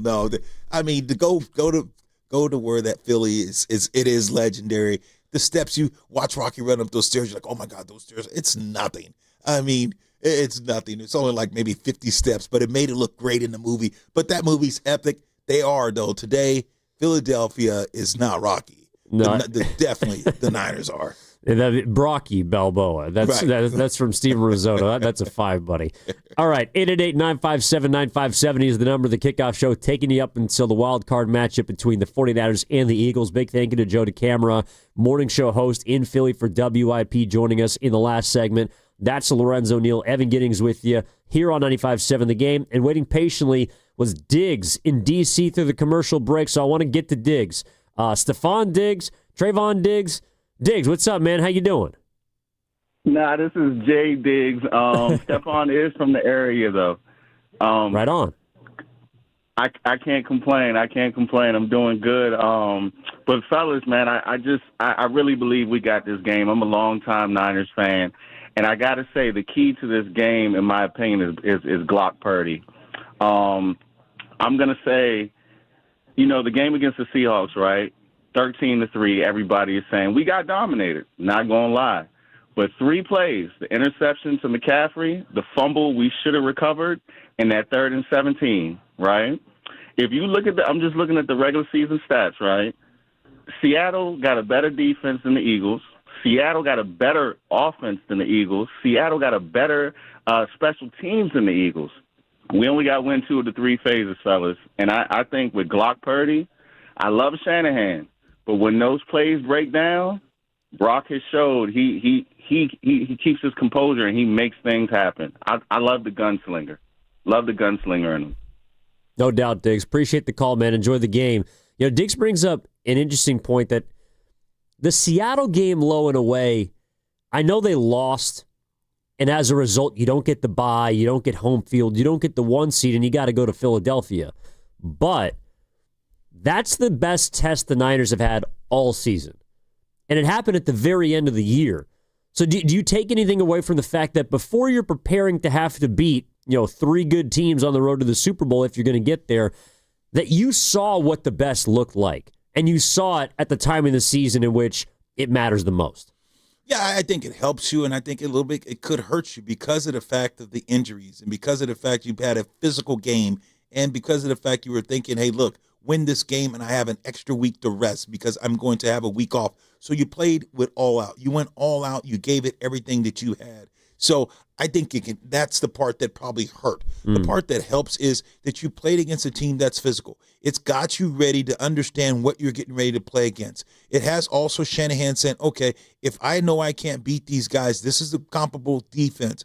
Okay, so what am I going to do? Am I going to look at Seattle and say, what can I do? Because Philadelphia, they have this type of tendency, which is the same. So am I going to cut this guy down? Am I going to double team this particular guy and then throw off this? Am I going to have the tight end block down on this and then leak out and I'm going to throw the ball? It's going to create. So I think when you play a team like that, that's that physical, it forces the coach to make other adjustments, how to get the ball out of the quarterback hands faster, but also be more efficient. and not necessarily, when I say getting the ball out of hands faster, doesn't mean running slants and then they're going to knock the ball down. It means, hey, look, it can be swing routes, it can be screens. It's going to be a plethora of things. So I think that it helped Shanahan because he knows he's going to be up against the same type of defense. So what is going to be the scheme to scheme guys open and get guys open and to create the opportunity for success against this Philadelphia Eagles team? Yeah, 100%. And they have not seen the Eagles this year. This is a different team from years past, like Joe was talking about earlier from WIP. The fact that this offense has been largely anemic this season, that they have not resembled the offense of last year. And the biggest reason to me has been because Saquon Barkley has, for whatever reason, not been able to be as dominant, or even close to, honestly, as dominant as he was a season ago. Are you of the belief, Lo, that a team that has, I don't know if it's, the hardware, the ability, like Philly proved, obviously, last season they were the best team in football. Are you of the belief that a team a year later, that's a different group in a different year, can all of a sudden turn it on? Because I struggle sometimes with that. I know that Philadelphia has the same personnel as they do last year, but I struggle sometimes believing that, yes, they had the bye, they got fresh, they got the rest. Now they can sort of summon that Super Bowl pedigree that they had a season ago. Yeah, I don't see it. Something is off, and we had, on when he came on the show, he alluded to something's off in the run game. He said, hey, the offensive line's been dinged up. They're not blocking as well.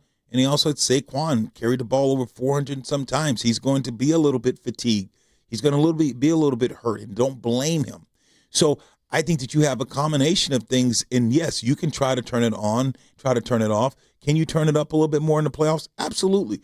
But that was a reason why they rested those guys last week to say, look, we don't care if we drop because we want to get these guys healthy because we're going to try to make a run. So it's just going to be interesting to see how fresh Philadelphia is and to see if they're going to be able to generate, because this is not the same team as last year, even though they got the same players. This offense has been anemic. This offense has been nowhere close to what it was last year, and that's why people are saying, hey, look, if we can get to 20, they're betting on Jalen not turning the ball over and their defense holding teams to under 20. That is the Philadelphia Eagles formula for success. It's like hold them under 20, don't turn the ball over. So the Niners have to go into this game understanding what Philly wants to do and don't play into it. And this is from the Boxer and Gerson Work Injury Attorneys text line from the 707. The Eagles' third week in a row of hard-fought games for the 49ers. That will be the difference. I'm not sure if the 707 is saying that will be the difference in the Niners winning, the Niners losing. One thing that also stuck out about last week was sort of the condensed schedule the Niners have had to play, and you wonder if the extra day of rest will help them from Saturday now, obviously, until Sunday, because the last 3 weeks for the Niners, you had the Monday night game, you obviously played on Sunday night against the Bears, and then Saturday against the Seahawks. So you had 3 games in 15 days. It doesn't get any easier. You only have an extra day of rest for the Niners. How much, and you've been a part of this as well with certain teams, the whole rest versus rust factor, right? Which one do you believe sort of impacts a team more? And do you feel like having that fresh body is a massive advantage for Philadelphia in this game? I think the rest does help. If anyone tells you rest doesn't help, you're crazy. Yeah, your body needs it, especially after a long season. McCaffrey, you can't tell me this guy doesn't need rest. And I think that Shanahan's smart enough to know that. And you know that he knows that. So what does that mean? He probably didn't have guys running full speed this week. He rested guys and, probably, had McCaffrey. McCaffrey's a smart guy. Does he need to go out there and practice and hit every hole? No. So it's about, okay, get your rest, do the things. So I think that Shanahan, because they had a physical game, I think that he knows how to take back off on practice to say, look, guys, we're going to practice. We're going to practice smart, and we're going to be resting while we're practicing. So I think that I think that you won't see a huge difference because of rest. Here's Brock Purdy. Spoke yesterday as well as Shanahan. We'll get to his sound and some of Robert Saleh in just a little bit. But Brock Purdy was asked about the Eagles specifically, and if he feels like they're just kind of a different group, similar. How do they match up compared to the last 2 times the Niners have faced them? There are some, same couple guys, but with Vic Fangio being there and their scheme being slightly different, it's different. So there's that, but also just the talented players, obviously, that they have are still there. And, as a whole, I feel like just like who the Eagles are, that sort of still feels the same, just in terms of them being a really good organization and a team that's going to bring it every game, and you got to be on your best to have a chance against them. So we all feel that. So that in itself is the same. I mean, we talked about it earlier. I do think that this is Brock Purdy's biggest challenge in a postseason game. It's the biggest underdog that he's been. But it's interesting, Lo. Brock Purdy is only 26 years old. Turned 26 2 weeks ago, December 27th. This is now Brock Purdy's, I want to get this right, 7th playoff game already that he's played in. A lot of quarterbacks only get to a couple. One that's going to be following him on Sunday night. You got a quarterback in Justin Herbert that's only played in 2 playoff games. Drake May is going to be making his postseason debut. Brock Purdy at the ripe age of 26, it already seems like he, I don't want to say has this this postseason kind of pedigree, but this is a guy who at this stage in his career, he's got experience in big moments, and now he's going to have to prove that going on the road is a place where he can. It's one of the few things that he has not done yet in his career, Brock Purdy, because in 2023, they had the path through Levi's. 2022, they won at home against the Seahawks, and then they won they won at home against Dallas, lost on the road to Philadelphia. Brock Purdy, this would be his first road playoff victory of his career. Wow, that could be huge for him. I think that he knows that. I think if you know those stats, Brock Purdy knows those stats. It's just going to be, the cat and mouse game, but also just to see, can Brock Purdy solve this Rubik's Cube? Because you're playing against the Philadelphia Eagles that comparable to Seattle. Not saying they're better, because I don't think they are. But you didn't fare very well. So he's got to be thinking, okay, this is what Seattle did. This is how they got after us. What adjustments can I make? I think that's a great game to watch, Seattle, for this Niners team this week, even though you're not playing Seattle, but you're playing a team that's similar, physical. They put pressure on you, made you make bad mistakes, didn't have time throwing the ball. What can you do? How do you adjust your game? How do you solve this Rubik's Cube? So, because Philadelphia is going to get after you. They're going to come after you. They're going to say, look, guys, we can beat this team up if we smother them. This is what you don't think Philadelphia watched that Seattle and say, this is how we're going to play this game. So this is a copycat league. And Shanahan's going to see it. So it's going to be interesting just to see, because we talked about it and we've been talking about it all morning, Brock's going to have to play well. Brock's going to have to play well if they want to win this game. This got to be Brock's finest hour. The stage is going to be set, and Brock is going to have to deliver, because the defense is limited, but Brock is the guy that, McCaffrey, he totes the ball, we get it, but he's carries the ball more than anybody. He's had over 40% of this offense, but Brock Purdy's the guy who's got to deliver it. And how did Brock Purdy, along with the San Francisco 49ers, just flush that Seattle game, especially the way that it played out, only producing 3 points on offense? Guys have done a good job of just understanding, it sucked what had happened and not capitalizing on a really good opportunity. But, we are in the playoffs and we don't have time to dwell on the negative things. Yes, let's learn from them, but we got to move on and flip the page pretty quickly, because we're about to go and our season's on the line now. And so for us to go into a hostile environment, you got to be on top of your stuff. You got to have some energy and momentum as a team to go in and believe that you can do your job at a high level. So that's where we've been at. The guys in the locker room all feel that. There's definitely a sense of urgency, and it's the playoffs, man. So, I feel like you're 0-0, moving forward now. And I feel like it's a good thing for us, just obviously how the season ended, but the regular season, but, guys are excited for this. What do you think is at stake for Brock Purdy today? Because, again, he's undermanned, like last week against the Seahawks. And I know that the Eagles' offense isn't as good, but the defenses are similar. Eagles a little bit lesser. I'm kind of with Joe earlier, who was talking about Philly, probably the third best defense, second or third best defense in the NFL, up there with Houston, slightly behind the Seahawks. But Brock Purdy's job is to go beat that defense, is to produce points, is to give your defense a better shot at bending and not breaking against the Eagles. Brock Purdy has to take care of business on his side, but he doesn't now have Deebo Samuel. He doesn't have Brandon Ayuk. He doesn't have a McCaffrey of 3 years ago. He doesn't have a lot of the weapons that he had the last time he had to go to Philadelphia in a postseason type matchup. And so from that standpoint, Lo, I do feel like it's not that I don't like the term house money, but I do feel like Brock Purdy, he has an opportunity to prove again that this guy is the one, that he's the guy who you gave the 5-year contract to, that you gave the big bucks to. This is a franchise quarterback type of ball game for him, and I think we're going to learn a lot about him and his performance in a couple of hours. Oh, without a doubt. This can be huge for Brock. Like you said, he's playing with house money, but he wants to be an elite quarterback. He wants to be the guy that people say, hey, Brock Purdy's in that sentence. And this is a game that he can get. This is a game that he can make some headway, not financially, of course. It's headway, street cred in the league.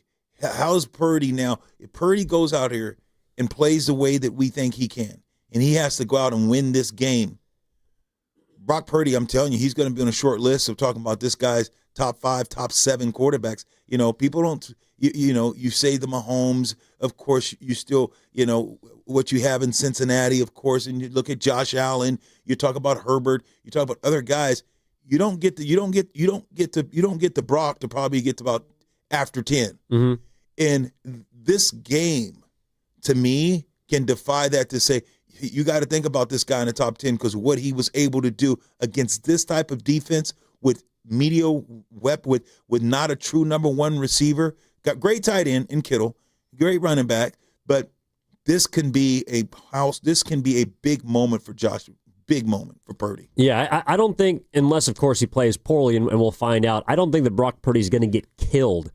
But I do think that you're right, that this is an opportunity for him to establish himself as one of the elites. Yep. I think really this entire playoffs, and we're going to get into some of the other matchups and even some of the NFL storylines going around the entire league in just a little bit. I think that is the biggest reason why I'm so interested in these NFL playoffs, because Joe Burrow, Patrick Mahomes, Lamar Jackson, 3 of the unequivocal top 4 or 5 quarterbacks in the league, they're not in the postseason. This is an NFL playoffs for the Brock Purdys of the world to make a name for themselves. You've quarterbacked great teams. Brock Purdy has been at the helm of a Niners team that got to the doorstep of glory. But this year, because there's none of those prototypical QB1s and Pro Bowlers and future Hall of Famers, this is the opportunity for the Brock Purdys of the world to say, I belong to be in that sort of conversation. And, well, again, if the Niners lose, we're not going to be speaking that way. I don't think it's unreasonable at all for you and I the next time we chat, because if they win, we'll be doing another kickoff show next Sunday, hopefully with the Niners win. That's the conversation we'll be having about where does Brock rank after a win that is probably the best on his resume if he gets it done in Philly. Yeah, without a doubt, you will be talking about that if he finds a way to win this game in Philly in a hostile environment with a team that pretty much took a bye last week because they didn't play their starters. This can be huge for Brock Purdy and the San Francisco 49ers. But I'm going to tell you right now, I don't know if it would surprise me, because you listen at the way they talk and you listen at what comes out of the locker room. You listen at all the things that they're saying. It's about we're 0-0. It's about, you know what, we left something on the field. Yes, we lost to Seattle, but we got to turn the page. We got to go out here and do it. This team wants to do something special. I think when you look at the defense, I think those guys, they play with so much heart and so much tenacity, even though they're undermanned, some of them are undersized, and they're a bunch of guys. Some of these guys wouldn't start on teams, and a lot of these guys were called off the street that was in retirement or were looking for a job. And look what they've been able to do.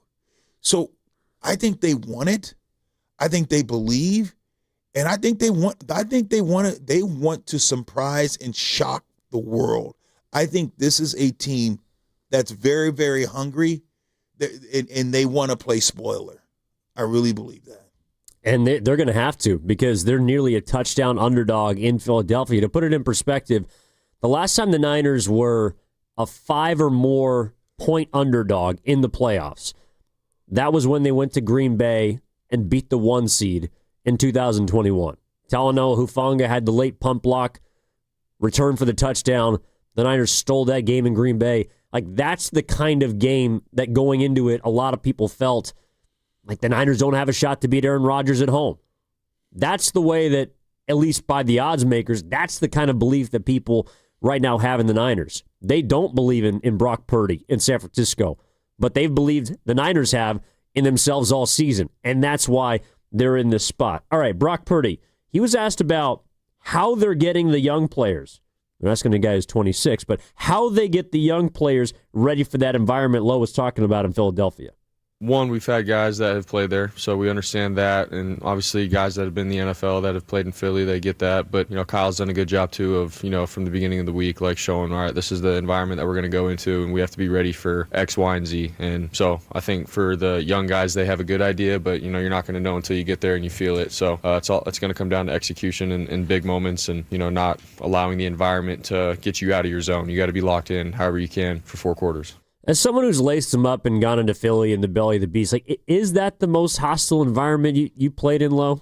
It's definitely one of the most hostile and loudest places you play. But Kansas City is loud, it's tough, but it's not hostile. Philly's more hostile, Seattle, it's crazy, it's loud, it's great, but it's not hostile. Philly, the city of brotherly love, guys can be throwing cans at you. I mean, if they're throwing beer on you, city of brotherly love, they can get pretty hostile. So guys, and Shanahan's going to have these guys ready. And you heard Purdy talk about, hey, look, they want to get ready for those moments to understand what's going to be at stake.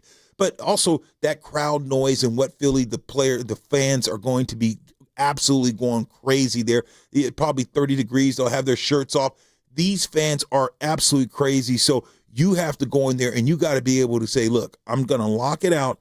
I have to go play football. I have to do my job, and that's beat the man in front of me. So that's what it's going to be about, and Shanahan's getting those ready. And you heard what Purdy was saying, that Shanahan has gotten these guys ready for this moment because they've been there before, and a lot of guys played there before. A lot of guys have went there and played. Some of the guys on this team has been on that team. So it's like, hey, look, the guys that know about it, they're going to try to keep the other guys calm, the guys that's never been there, because it's still a difference. They can talk about it, but when you get there, it's different.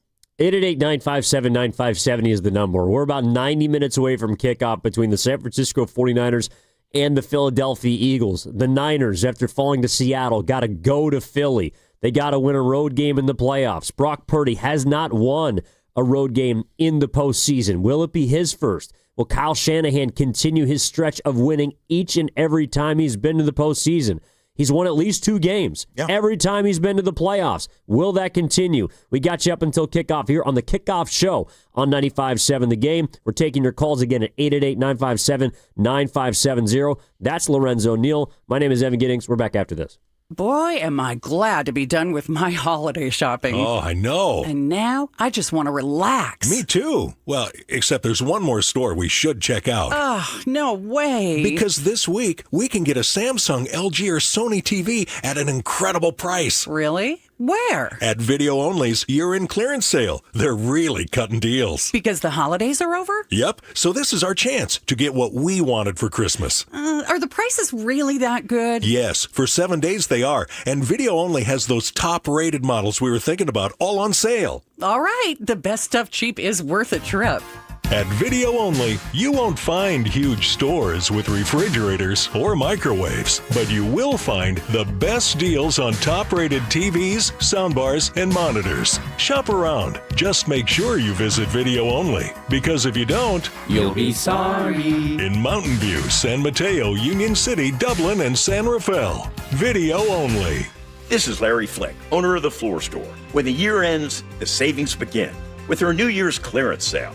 Now through January 12th, get up to 50% off store-wide on carpet, hardwood, laminate, waterproof flooring, and much more. Plus 2 years interest-free financing, and we pay your sales tax. It's our Happy New Year from The Floor Store. There's just one thing.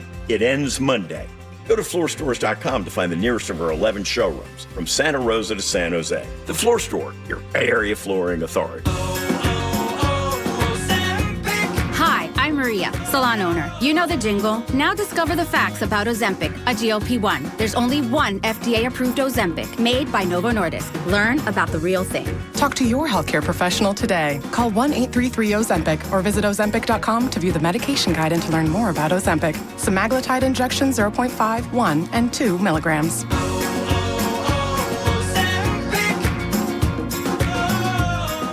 With the new IHOP value menu, $6 is all it takes to go to your happy plates, where stacks of pancakes with bacon and eggs are just $6 every day. French toast, sausage, and eggs are, you guessed it, $6. And fluffy omelets come with a side of pancakes and only cost $6. Go to your happy plates every day at IHOP.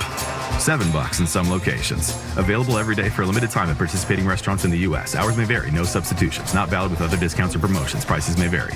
Welcome back to Winter Hack Radio, the place for clever hacks to survive the season. Icy driveway? Well, try spreading sand or birdseed to help with traction. Snowy puppy paws? Well, grab a whisk, brush it off, done. Catch COVID-19? Well, just get... Actually, there's no hack for COVID-19. But if you test positive, prescription medications for COVID exist. Ask your doctor if they're right for you. Visit PfizerForAll.com to learn more. Sponsored by Pfizer. It's the RV Mega Show and Sale. January 2nd through 11th at Cordelia RV Center. All 2025 models must go. All reasonable offers considered. Family owned, top brands, and the best deals of the year. CordeliaRV.com. We do business with a handshake.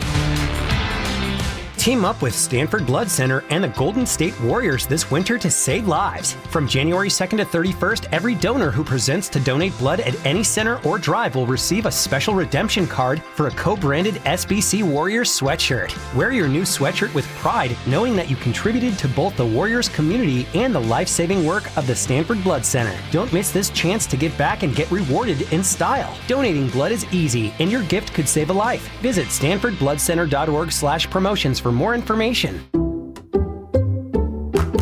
I checked Allstate first and saved hundreds on my car insurance. Really smart. Unfortunately, I didn't check if I left the pizza box on top of my car before driving home. Not smart. Oh, and a semi just turned my deep dish into a thin crust. Yeah, checking first is smart. So check Allstate first for a quote that could save you hundreds. Potential savings vary, subject to terms, conditions, and availability. Allstate North American Insurance Company and affiliates, Northbrook, Illinois.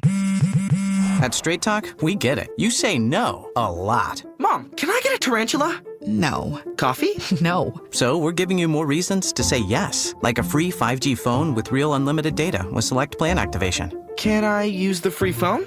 Yes. See? Doesn't it feel good to say yes to more? Absolutely. Face tattoo? Absolutely not. Available at straighttalk.com and Walmart. Taxes and fees apply. In-store activation of Gold Unlimited plan or higher required. For network management practices, visit straighttalk.com. You're still grooving, still connecting, still loving, still turning up, still thriving. You still got it, but your immune system, it weakens as you age. That's where vaccines come in. They help train and strengthen your immune response to fight off respiratory illnesses like flu, pneumococcal pneumonia, RSV, or COVID-19. Ask your doctor or pharmacist which vaccines you need. Book in minutes at vaxassist.com. Sponsored by Pfizer. You're listening to 95.7 The Game, KGMZ-FM in HD1 San Francisco, on Odyssey Sports Station. Always live on the free Odyssey app, Twitch, and YouTube. Powered by First NorCal Credit Union.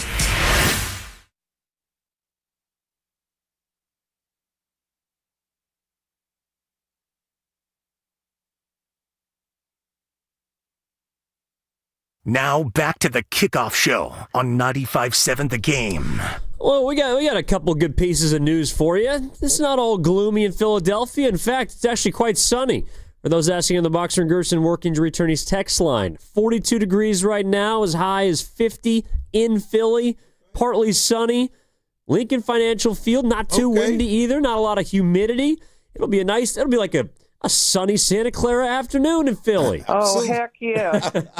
Absolutely. Let's go, baby. Bang, bang. The weather's great. 50s. Oh, my goodness.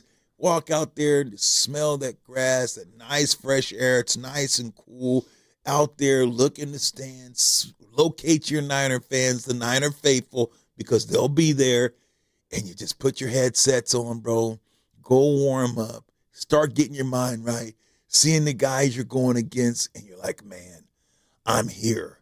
There's a lot of teams that are at home. No one's playing today but me. When I'm playing, there's no other games on. We're the main attraction. What are we going to do with it? What are we going to do with this 60 minutes that we've earned? It's win or go home, baby. It's win or go home. And a bit of a bit of a negative for the Eagles, meanwhile. So inactives are just about to be released. Again, 90 minutes away from kickoff between the 49ers and the Eagles. That's Lorenzo Neal. Evan Giddings with you here on the Kickoff Show on 95.7 The Game, taking you up until that. For Philadelphia, we do know this.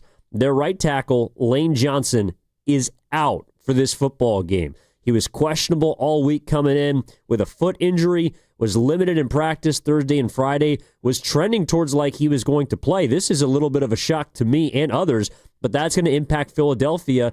And to Joe DeCamara's point from WIP, their morning show host who joined us earlier in the show at 11 o'clock, just another kind of detractor for the Eagles being able to run the football. And that's one of the reasons why Saquon hasn't been as good this season, and they're going to be without their star right tackle today. Yeah, not having your star right tackle, we've seen that happen, not having Big Trent, and you see there's a huge drop-off from being the starting tackle than being the backup tackle. So this is going to be big. This is not good for Philadelphia. But like you said, still, it comes down to their defense. That's what they bang their hat on, is playing a good, solid defense, and offense don't turn the ball over. We know what their formula is, but not having that tackle, that means that, hey, hopefully that run game is going to continue to struggle. 888-957-9570 is the number. Also, a couple of updates on the 49ers side. Again, official inactives will be due out in a few minutes. We'll keep you posted on that. Keep it locked right here on 95.7 The Game. But Nick Wagner, ESPN's 49ers reporter, is telling us, at least the social media sphere, Luke Gifford and D. Winters are both on the field right now in Philly going through their pregame testing. They were listed as questionable. Ricky Pearsall has not been seen on the field for the San Francisco 49ers. Meanwhile, Trent Williams has. So it looks like it's trending towards Trent Williams, D. Winters, along with Keon White being active for this game. They were all listed as questionable. Ricky Pearsall, we were kind of talking before the show. He has not been able to stay on the field. And while I do think that that's a big plus for them in a game like today, he can get off man coverage. He's able to be a number one threat for the Niners. I'm not sure if Ricky has what it takes physically right now to stay on the field for this team. Yeah, and it's tough, man, because, it's a tough deal for the young man. When he gets in, he gets unfortunately shot and tried to get robbed and missed that year. And just seeing what the potential that he has, we see that he is a good receiver, but unfortunately just can't stay healthy. And you need guys to be healthy, especially when Brandon Ayuk is no longer with you. You don't have him, and you're the guy that they drafted to step in there, and haven't been able to give him much. But we see the potential. The guy can run great routes. He's got some speed. So unfortunately, Ricky's going to be out, but the other guys just have to step up today. Here's Kyle Shanahan talking about sort of how the young guys have had to quickly realize how hard it is to make it in the playoffs, especially after playing 17 weeks. I mean, it took me a while to go there. I went there my second year in Tampa as a quality control, but then we didn't go to it for 4 years when I was in Houston. Then it took to our third year in Washington to go, and you realize how hard it is to get there, and also how quickly it can end. So you got to be all in. You don't waste this moment. You do get tired at the end of the year. It's a long grind to get to this point, but once you get to this point, you don't want it to end, and you got to work very hard and be extremely focused to make that happen. And people have gone through it before and know how hard it is to get there in any situation. I think understand that a lot more than others. And I realize that the Niners have been in and around the playoffs really since Kyle Shanahan took over in 2017. Took him a couple of years to get there. But this is now Kyle's fifth trip to the NFL postseason. I mentioned it before the break, but each of the previous 4 times, he has won multiple playoff games. He has been in the NFC Championship or Super Bowl. And while they haven't hoisted a Super Bowl trophy, I don't think people realize just how, I don't know if rare is the right word, but to win multiple playoff games each time you get to the postseason, Kyle Shanahan, it's almost like he's known for the big game failure, but he's 8-4 as a head coach in the postseason. That's a pretty impressive mark. It's very, very impressive what he's been able to do. Go to the NFC Championship games, play in the Super Bowl. Came up a little short. He's been in the Super Bowl several times. So when you think about what he's done, everyone talks about, oh my God, you haven't won a Super Bowl. My goodness, teams would trade their left hand to have the success that he's been able to have. Yes, he hasn't been getting short, but he's gotten there. you got to realize he's gotten there, what, 2 times less than Kansas City? So you think about Kansas City has won all of them. We get it, except last year. But Cal Shanahan, it's been very, very good for the 49ers. And I'm not saying they're going to make that cross the hump and get into the Super Bowl this year. Can it happen? Absolutely. Is it possible? Yeah. Is the odds against them to go and do this? Back in the day, several years ago, years, they were favored to get in there. They had a better team. And now they're in here and they're fighting. And you're looking at them like, okay, is it going to happen this week? And you're even with Philly, you're like, okay, they're going to Philly. That place is going to be rocking. Are they going to fall apart? It's just, I don't think so. And then the reality sets in. You're like, this team is just, man, they're just tough. They just tough. They don't quit. They never stop fighting. Even last week when you're getting beat up by Seattle, dude, you're one score. You're one play away from being down by 3 with 6 minutes left in the game. This team has been incredible what they've done. And these men, like Shanahan said, he goes, you don't take this moment for granted. You don't want this to stop. It's hard to get in these playoffs. And he says, look, several years he didn't get in. So he understands the importance of it. So I think they got a great chemistry. I think they got great leadership here, that this team is going to fight, man. That's what I'm looking forward to seeing, this team fight today. And I want to hear what the faithful are feeling about this game at 888-957-9570. Lorenzo Neal, Evan Giddings with you here on the Kickoff Show, 1:30 between the Niners and the Eagles. Let's go to San Leandro and talk to our guy, Wheezy. Wheezy, what's up, man? How you feeling about today? Happy Sunday. I'm feeling happy Sunday and Happy New Year. How y'all doing? Fantastic, man. What's going on? Oh, well, I mean, I've been listening all week, and everybody's like, Purdy hurts, Shanahan, Sirianni. Turnover battle is important. Time of possession is important. I get all that. So everybody's kind of on that, and who gets the 21 first or what have you. My thing is, I think that they got to go and do some old school power football. Power. It's time to block, knock people's head off on both sides. Is the Eagles' defense great? Yes. But the Niners got to be like, so what? Like, that don't matter no more. This is the playoffs now. So I think if they come with that mindset on the line of scrimmage and fire off on both sides, that'll open up everything. Instead of worrying about skill position, where's Ayuk and all this and that. No. It's just time to just go straight up old school. Like, I remember Lowe when you played for the Buccaneers, right? Right. Yeah. And when you and Allstott were lined up, I know them linebackers' odds got biggest quarters. Because y'all power. It's just straight power, you know? And then, of course, like I said, they need some pancake blocks. You need to open up some gaps. Do that, and then that'll give Shanahan, okay, well, these guys are playing on the line of scrimmage, so it's going to open up some things where he can think, okay, we can do the draws and screens and misdirections and all that. I just want to see how y'all think about that. I'm with you, Weezy. Appreciate the call, man. I hope you enjoy the game. Yeah, I do think that the smash mouth approach. Look, in the playoffs, your physicality, how healthy you are, how physical you can be at the point of it. It's all going to be tested. The one thing that I'm curious about, Lo, is this is a 49ers team that we talked about. Shanahan's success and his track record in the postseason, but 2019, they had the second best rushing attack in football. In 2021, 22, and 23, they were top 10 in terms of rushing. Top 8, actually. This year, their rushing offense ranks in the bottom 10. And against a team like Philadelphia, who is as physical as any defense in the league, I do wonder if just lining up and saying, you're going to win or we're going to win, I'm not sure if that's the approach in this sort of matchup.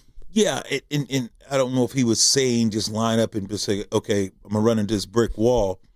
I think he's right in the sense that you say, look, you got to come off and knock people off the ball, be physical. When you run the ball, be physical, do play action, make it all look the same. get to the outside, cut guys down, get them on the ground. But, yeah, you can't put a square peg in a round hole. It just don't work. You're not built to just line up and go power and lead and run downhill. Now, this is a team that wants to get to the outside. It's stretch and zone and one cut. So, yes, you can still be physical and move guys on the line of scrimmage and make sure you cut the backside off. Do all those little things. But this is not necessarily a man blocking type of offense. It's more the zone. It's one cut. It's guys pushing and getting the angle and letting McCaffrey pick. But you still can do that and be physical. So I think you can be physical in the pass game. I think you can be physical in the run game. I think you do have to bring a physicality, but I don't think this is a game to line up and say, I'm running the ball 40, 50 times in this game. I don't see that happening, and that's not the Niners' MO this year. Well, one thing that should help the 49ers is the fact that officially Trent Williams is active for this football game. That should help them in the run game, the passing game. Number 71 being out there is absolutely going to aid the San Francisco 49ers. They did not have him last week in their loss to Seattle. Other inactives for this game, I'll finish up the actives. Trent Williams active for this game. Renardo Green, who is dealing with a foot, is active. And Keon White, who's hampered with a groin injury, is also active for this game. Meanwhile, inactives for the San Francisco 49ers are as follows. Ricky Pearsall, out. Luke Gifford, D. Winters, they were on the field, but they are also out for this game. And Kevin Givens, the defensive tackle. So Trent in, Ricky out. Does that help you or give you a little more confidence in the Niners' chances to upset Philly today, Lo? Oh, without a doubt. You have Trent, it helps you tremendously because now you have a guy that's a space eater. He's an earth mover, a ground mover. He is going to create a new line of scrimmage. If you want to run, now, Kittle comes over there and they tray block up to the linebacker. That he and Kittle will get push the guy off the line of scrimmage, and now Kittle can work up to the backer. So you will see better run lanes, and you'll see some more motion. You'll see Juszczyk go the opposite way to cut off the guys. So now the cutback lane's there as well. So without a doubt, this makes this offense better. I would say 20 to 25%. That's a lot. When you can say one guy can make your offense 25% better, here's the reason why. People talk about, well, what do you mean, Lo? So when you line up a guy and you put him in the wide, you put him on a 9 technique or 8 or a 7, that's head up on the tackle. Trent can take that guy and dislodge him. If he's moving and if he's playing outside and now you have Trent and you have your tight end, they tray block. They tray up to the backer. Trent and Kittle will create a new line of scrimmage. They will take that guy and move him 5 yards, displace him 5 yards backwards. So now that linebacker, he's got to run the hump because now there's a guy in front, and now Kittle can just go up, climb up to the backer, and now you can have McCaffrey pick his way. And now if the backside cuts off, you create way more offensive lane running room for your running back. So I think without a doubt what Trent does, his ability to block in space and how he's able to work with the double teams and do combination blocks and stretch, I think it helps this team out tremendously. Meanwhile, for the Eagles, Lane Johnson, their starting right tackle, will be out for this game. He's been out for some time, but was trending towards potentially playing, was limited in practice this week. He's the biggest inactive for the Philadelphia Eagles. They get Jalen Carter back. They get Nakobe Dean back. They are pretty healthy all around on defense. Meanwhile, the Niners are going to be without not just Ricky Pearsall, but also D. Winters out for this football game. It's going to be down to the third and fourth string linebackers to try and get this done, and we'll see if they're up to the task of a very, should we call it methodical and approaching offense for the Philadelphia Eagles. All right, 888-957-9570 is the number. A little less than an hour away from kickoff. You want to get the calls in. How are you feeling? Do you have a prediction for the game?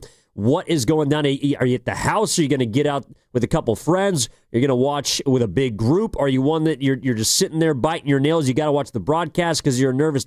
Whatever you need to get ready for this football game, let us know right now as the Niners get set to take on the Philadelphia Eagles in Wild Card Weekend. Let's go to that guy who's in the city. That guy, how you feeling about the game today? What's going on, man? Hey, I'm feeling great, fellas. Hey, and by the way, before I go into my call here, I got to give you, Evan, flowers because that game you called for the Warriors, man, you are the heir apparent to my guy, Tim Roy. Now, Tim Roy, he's not going anywhere soon, but please stay close because when he gives up the mic, you got it. Wow. And then I feel like I'm talking to the future. to future Hall of Famer Lo Neal, my brother from Hanford, California. What is up, my guy? My guy, what's up, my brother? What's up, Ken Folk? The future Hall of Famer. And so, I was all doom and gloom. I'll give you. I got a couple quick things for you. I got stats. I got the X Factor, and then of course I got the prediction. But floor's yours, baby. Fast, the stats on Barkley, Saquon here. Last year in the second half of the regular season, he had 1,700 yards rushing in the second half of games alone. This year he's got just over 5, so that's 1,200 yards difference than last year. So the Niners contain him in the second half because that's how he likes to go off. And then a couple of X factors. The first one is run, CMC. If he can get going, then, you can't stop him. And then not because of injuries or because he's not playing well, but I got a feeling we're going to see who? Mac Jones. Back then they didn't want him. Now he's hot. They all want him for at least a couple plays.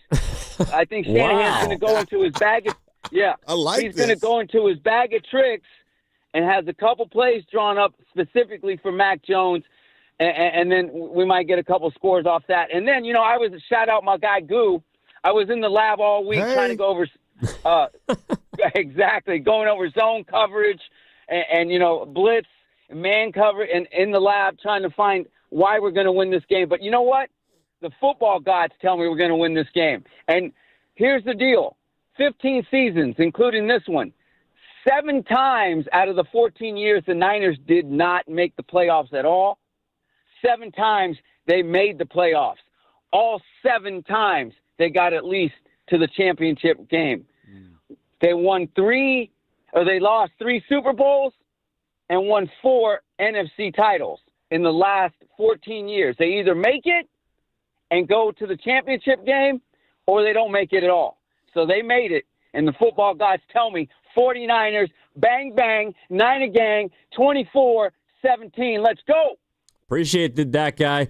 I am with him on this, Lo. I don't know about Mac Jones, but I do believe that we are going to see a little more razzle-dazzle from Kyle today. I think that we're going to see a couple things. I don't know if it's a double pass or it could be like flicker. the Super Bowl when Juwan Jennings threw a touchdown. I think that there's going to be something like that at some point in this game. Oh, you got to steal a play. You got to have a couple 20 yards, some shot plays. You have to find something to do. There's a trick play, whether it's a run to McCaffrey in the line, he pitches it back, a double move. You have to find a way to steal a big chunk play. Absolutely. And I think that's also something the Eagles will probably be prepared for at some point. It's interesting, too, because it was Jody Damera, who does mornings for WIP, who was on with us earlier, was talking about kind of the conservative nature of Sirianni and Hurts. I think out here in the Bay Area, a lot of people associate Kyle Shanahan with being relatively conservative. But in this football game, I think he does have to be the aggressor. The Eagles are a team that are going to try and walk you down, play field position, control the ball, and do enough to get the job done. That's been their MO all season.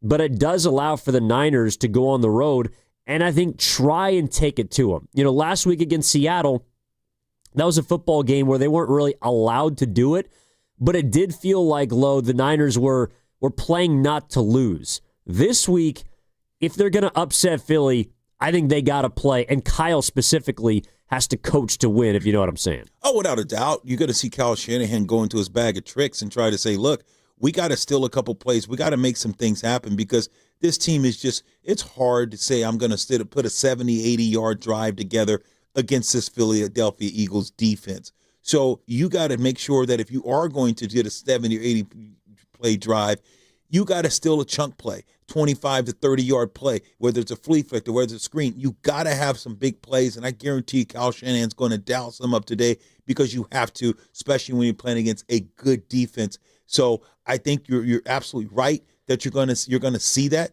You're absolutely right that you think Philly maybe even try some of that as well because their offense has been stagnant as well. So you got to steal a couple possessions. And don't forget, we haven't talked about it, but look at the special teams. There's another thing, field position, that can be huge. The Niners got to make sure that your field goal kicker, your punter, and make sure you don't let big returns because field position today is going to be a premium because both these two teams going to be playing for field position. You know that. No, I 100% agree with you. It's like I realize that special teams is not the sexiest aspect of this football game, but you saw yesterday special teams almost cost the Rams. Yeah, without against a doubt. the Panthers. You get a block punt, they take the lead, it forces your offense to bail you out. That's a big play in that football game.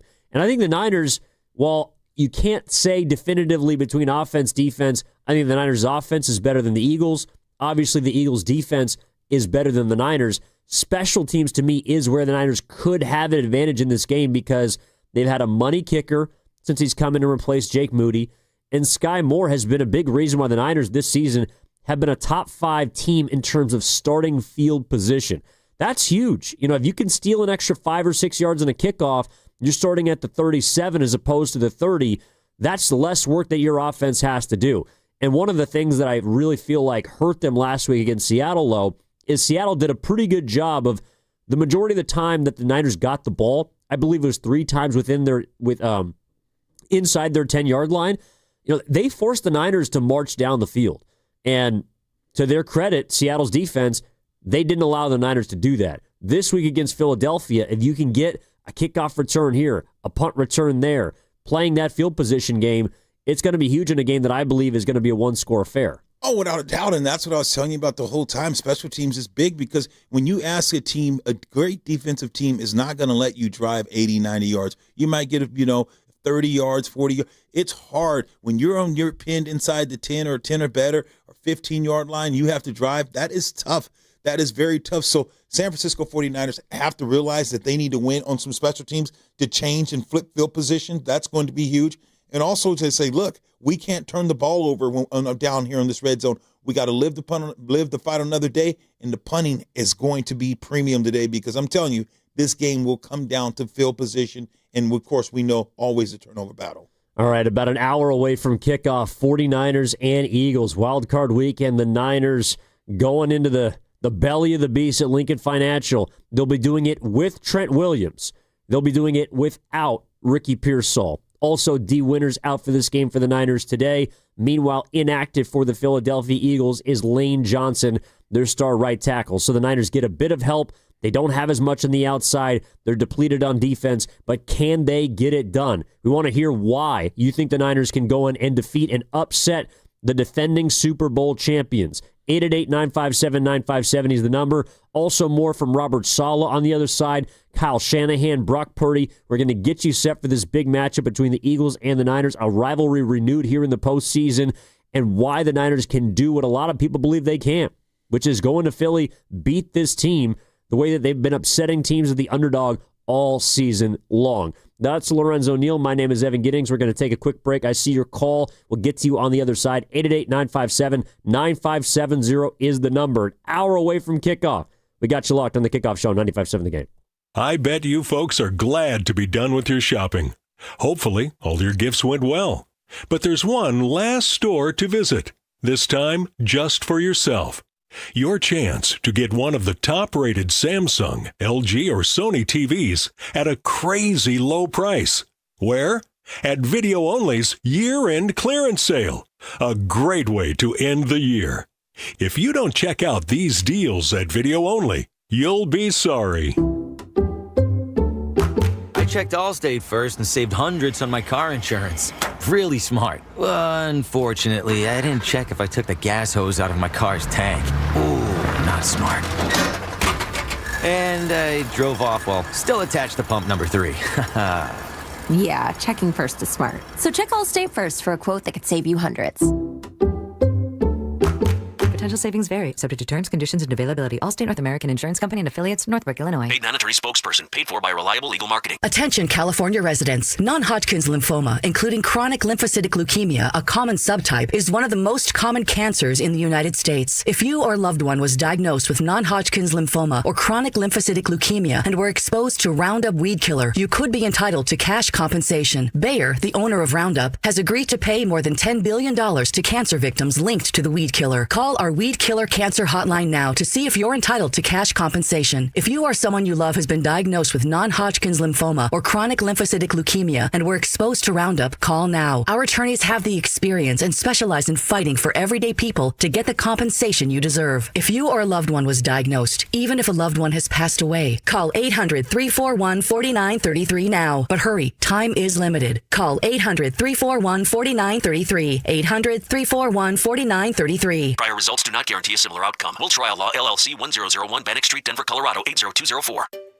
Finding great candidates to hire can be like, well, trying to find a needle in a haystack. Sure, you can post your job to some job board, but then all you can do is hope the right person comes along. Which is why you should try ZipRecruiter for free at ZipRecruiter.com/free. ZipRecruiter doesn't depend on candidates finding you. It finds them for you. Its powerful technology identifies people with the right experience and actively invites them to apply to your job. You get qualified candidates fast. So while other companies might deliver a lot of hay, ZipRecruiter finds you what you're looking for. The needle in the haystack. See why 4 out of 5 employers who post a job on ZipRecruiter get a quality candidate within the first day. ZipRecruiter, the smartest way to hire. And right now, you can try ZipRecruiter for free. That's right, free at ZipRecruiter.com/free. That's ZipRecruiter.com/free. ZipRecruiter.com/free. ZipRecruiter. Doors and loading dock equipment are a crucial part of your business, and one you probably don't think much about until they break. A broken door or dock leveler can be a real security threat, along with disturbing the flow of goods in your business. Luckily, RNS is here for all your commercial door, dock, and gate needs. From overhead doors and security shutters to fire-rated and personnel doors, RNS can provide your business with safety and security. Call 800-FIX-A-DOOR to schedule a free estimate or visit rsdoors.com. RNS Doors. Look for the red truck. Hi, I'm Maria, salon owner. You know the jingle. Now discover the facts about Ozempic, a GLP-1. There's only one FDA-approved Ozempic made by Novo Nordisk. Learn about the real thing. Talk to your healthcare professional today. Call 1-833-OZEMPIC or visit Ozempic.com to view the medication guide and to learn more about Ozempic. Semaglutide injection 0.5, 1, and 2 milligrams.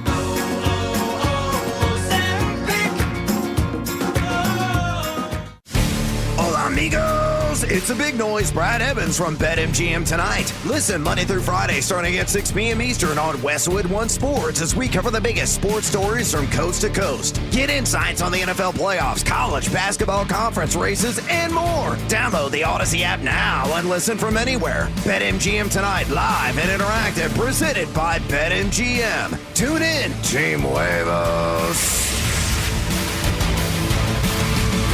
Hey, it's Willard for Underdog Fantasy. Football season is rolling toward the end. Christian McCaffrey is rolling towards some major stats. Let's get in on this, root for it, maybe make some money too. With Underdog Unwrapped, you're going to unwrap a bunch of promos going on right now, boosts, gimme picks, even some surprises sprinkled in. You should check it out because you can make picks and win money right now in California. Playing on Underdog is easy. You pick whether your favorite players are going to go higher or lower on stats, rushing yards, receiving yards with CMC. You get the idea. So play with me, download the Underdog app, and use my promo code Willard to score $75 in bonus entries when you play your first $5. Again, the promo code is Willard.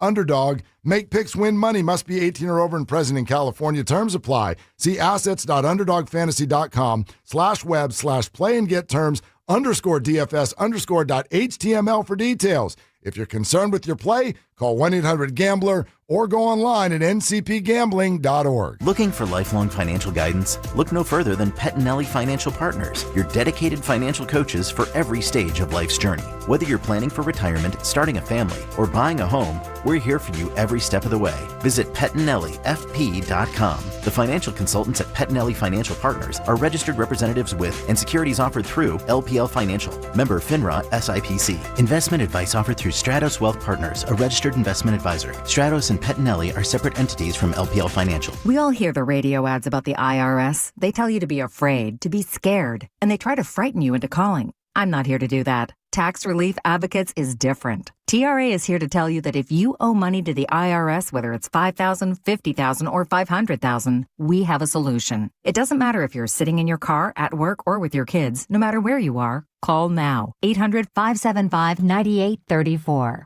Don't lose hope. TRA can eliminate or reduce what you owe to the IRS. Generous programs are now available that can give you a fresh start. Our passion is taxes and helping individuals fix their IRS problems. We have over 1,000 5-star reviews on Google and an A+ with the Better Business Bureau. You don't need to be afraid of the IRS any longer. End your tax nightmare today by visiting us online at TRA.com or call 800-575-9834. That's 800-575-9834. Tax Relief Advocates. Real solutions for real people.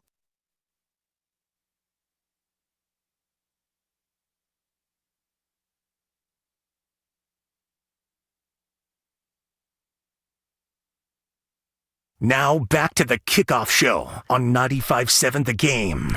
Less than 60 minutes away. Niners, Eagles, and the 49ers trying to get their first road playoff victory in the Brock Purdy era. Kyle Shanahan trying to continue his string. 5 postseasons. Can he get 5 wins to start his time as head coach as the San Francisco 49ers, with the San Francisco 49ers? Lorenzo Neal, Evan Giddings with you up until kickoff here on 95.7 The Game. A lot to get into still. We also got to go around and talk about some of these games, Lo, because I mean, like, this is, and I told you, man, when I was walking in here, like, this really is just the best time of the year. It's unreal. It is. It's crazy. Watching those games yesterday, I mean, the Rams, they're a 10-point favorite to win the game by 10.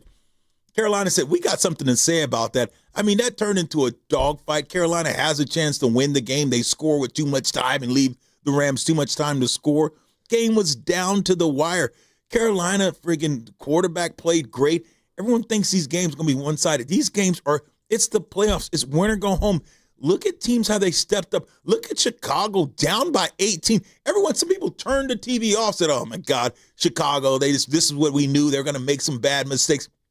And then, oh, my God, Caleb Williams goes into the phone booth, puts on a Superman cape, and just absolutely lights them up. That 4th and 8 rollout, basically for the game, 35-yard dot or 25-yard dot to Roma Dunze as he was being tackled, throwing across his body.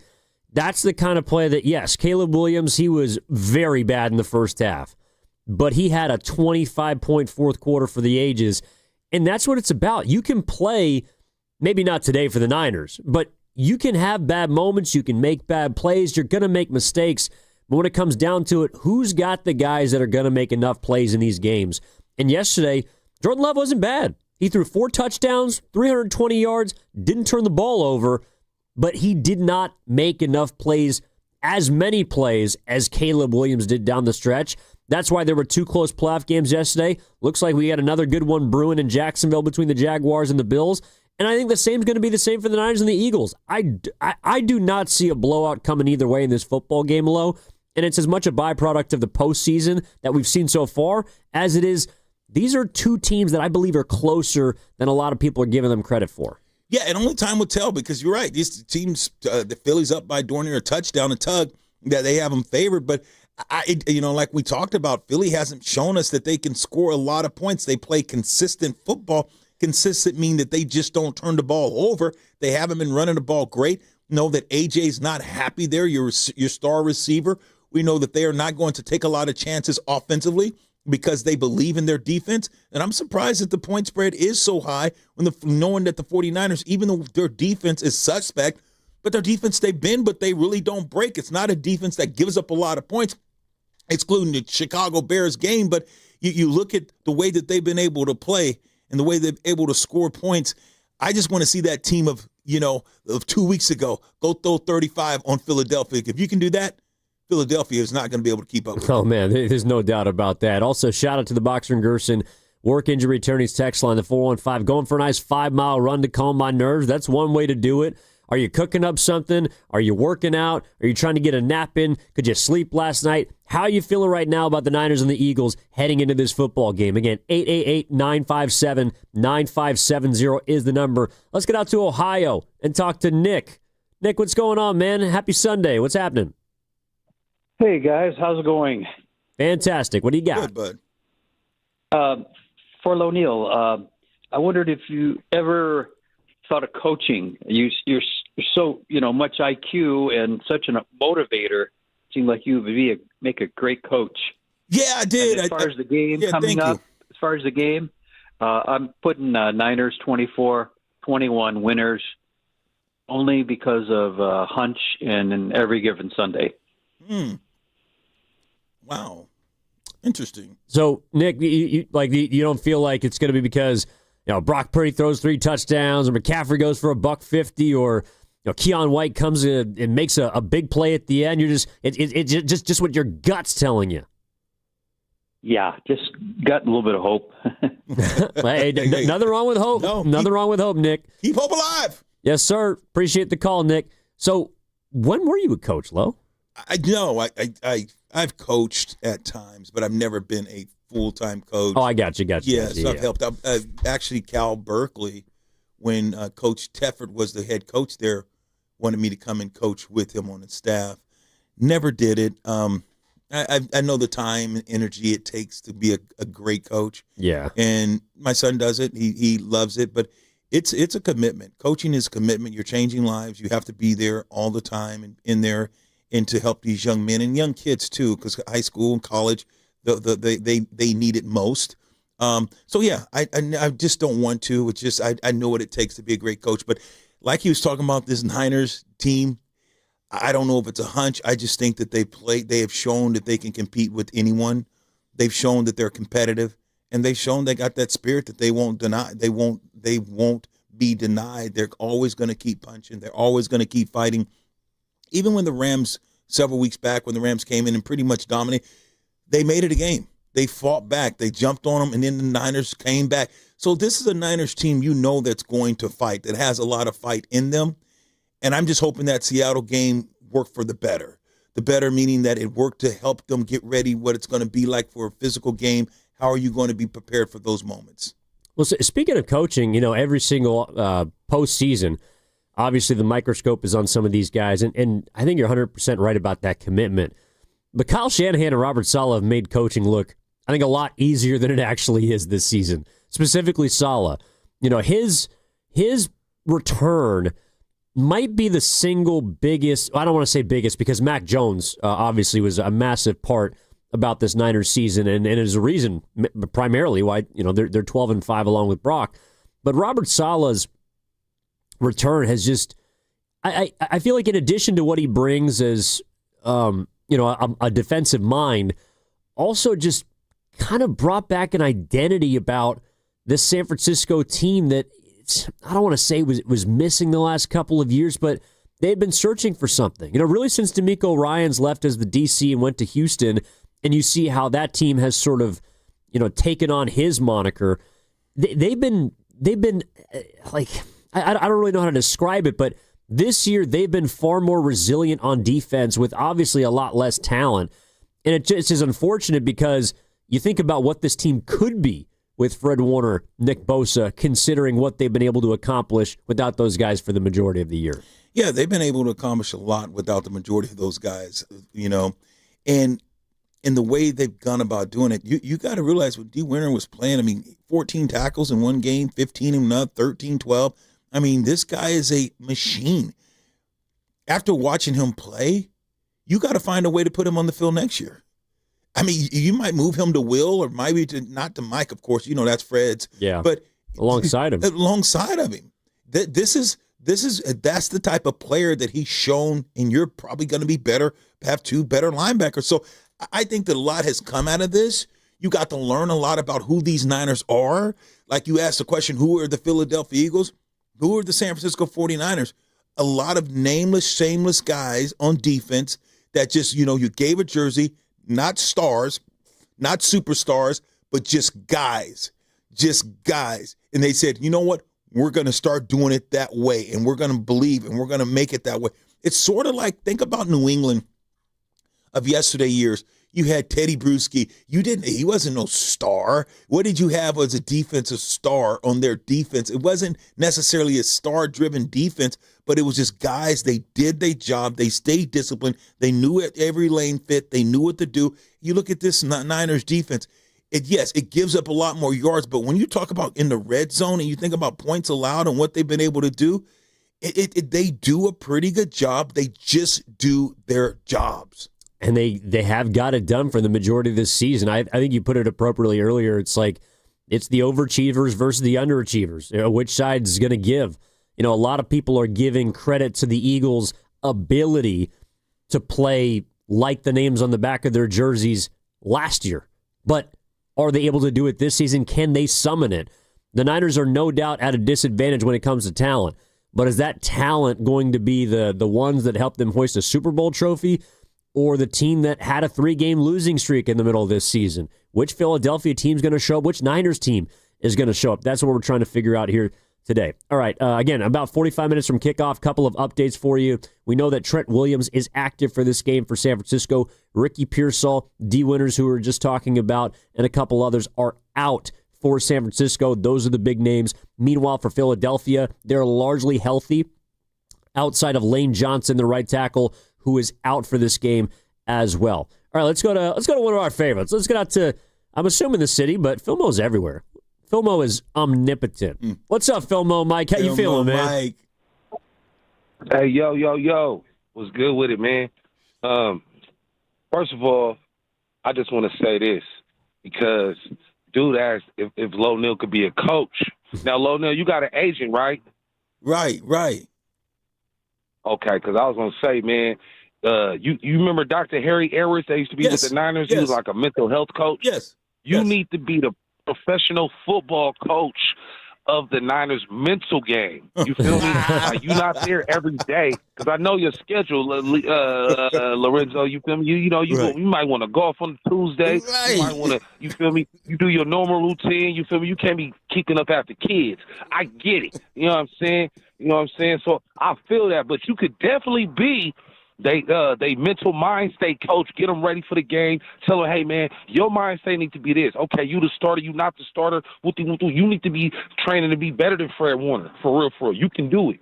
So that'll be tight. For real. Hey, what's up, my guy Trump? Nah, but the Niners though, this is what I gotta say. Sirianni is a horrible coach. They talk about our schedule. Come to find out, Philadelphia had a worse schedule than us. You feel me? You playing the Commanders 2 times a year, the Giants 2 times a year. You got a worse schedule than us, homeboys. So I feel like they didn't play last week. We was playing playoff football last week, Lo Neal. True. We already up to speed. So if we could hit them in their mouth, hit them in the top of their forehead first quarter, they're going to be shook. Shout out to Mobb Deep. I love that, Filmo. I did too, man. So, Filmo, you feeling good about the Niners? Who do you think is going to be the guy to make the play for him on defense today? Because I do feel like it's going to take someone to step up on that side of the ball. Oh, man, I've been talking about him all year. Upton Stout. Upton Stout is going to make a play. He's going to finally get his interception when it counts. He played violent, and that's what we need, man. He's not afraid of the moment. And then for me personally, where I'm watching the game, I know you didn't ask that, but when it's an important game, I can't be around heck of people, you feel me, jinxing the game. I remember a story. I remember a time, my boy Trump here right now, he was like, we was at a watch party. DeCourcy Tart dropped the interception. Dude was like, yeah, man, we got the game. Don't even trip. I said, fool, what? I almost had to lead a bar, man. You can't be, come on, bro. You know those sports. You can't be talking about victory before it's 0-0-0. 100%. 100%, Phil. Well, I hope 0-0-0 ends up with the Niners on top today. Enjoy the game. Phil Mo.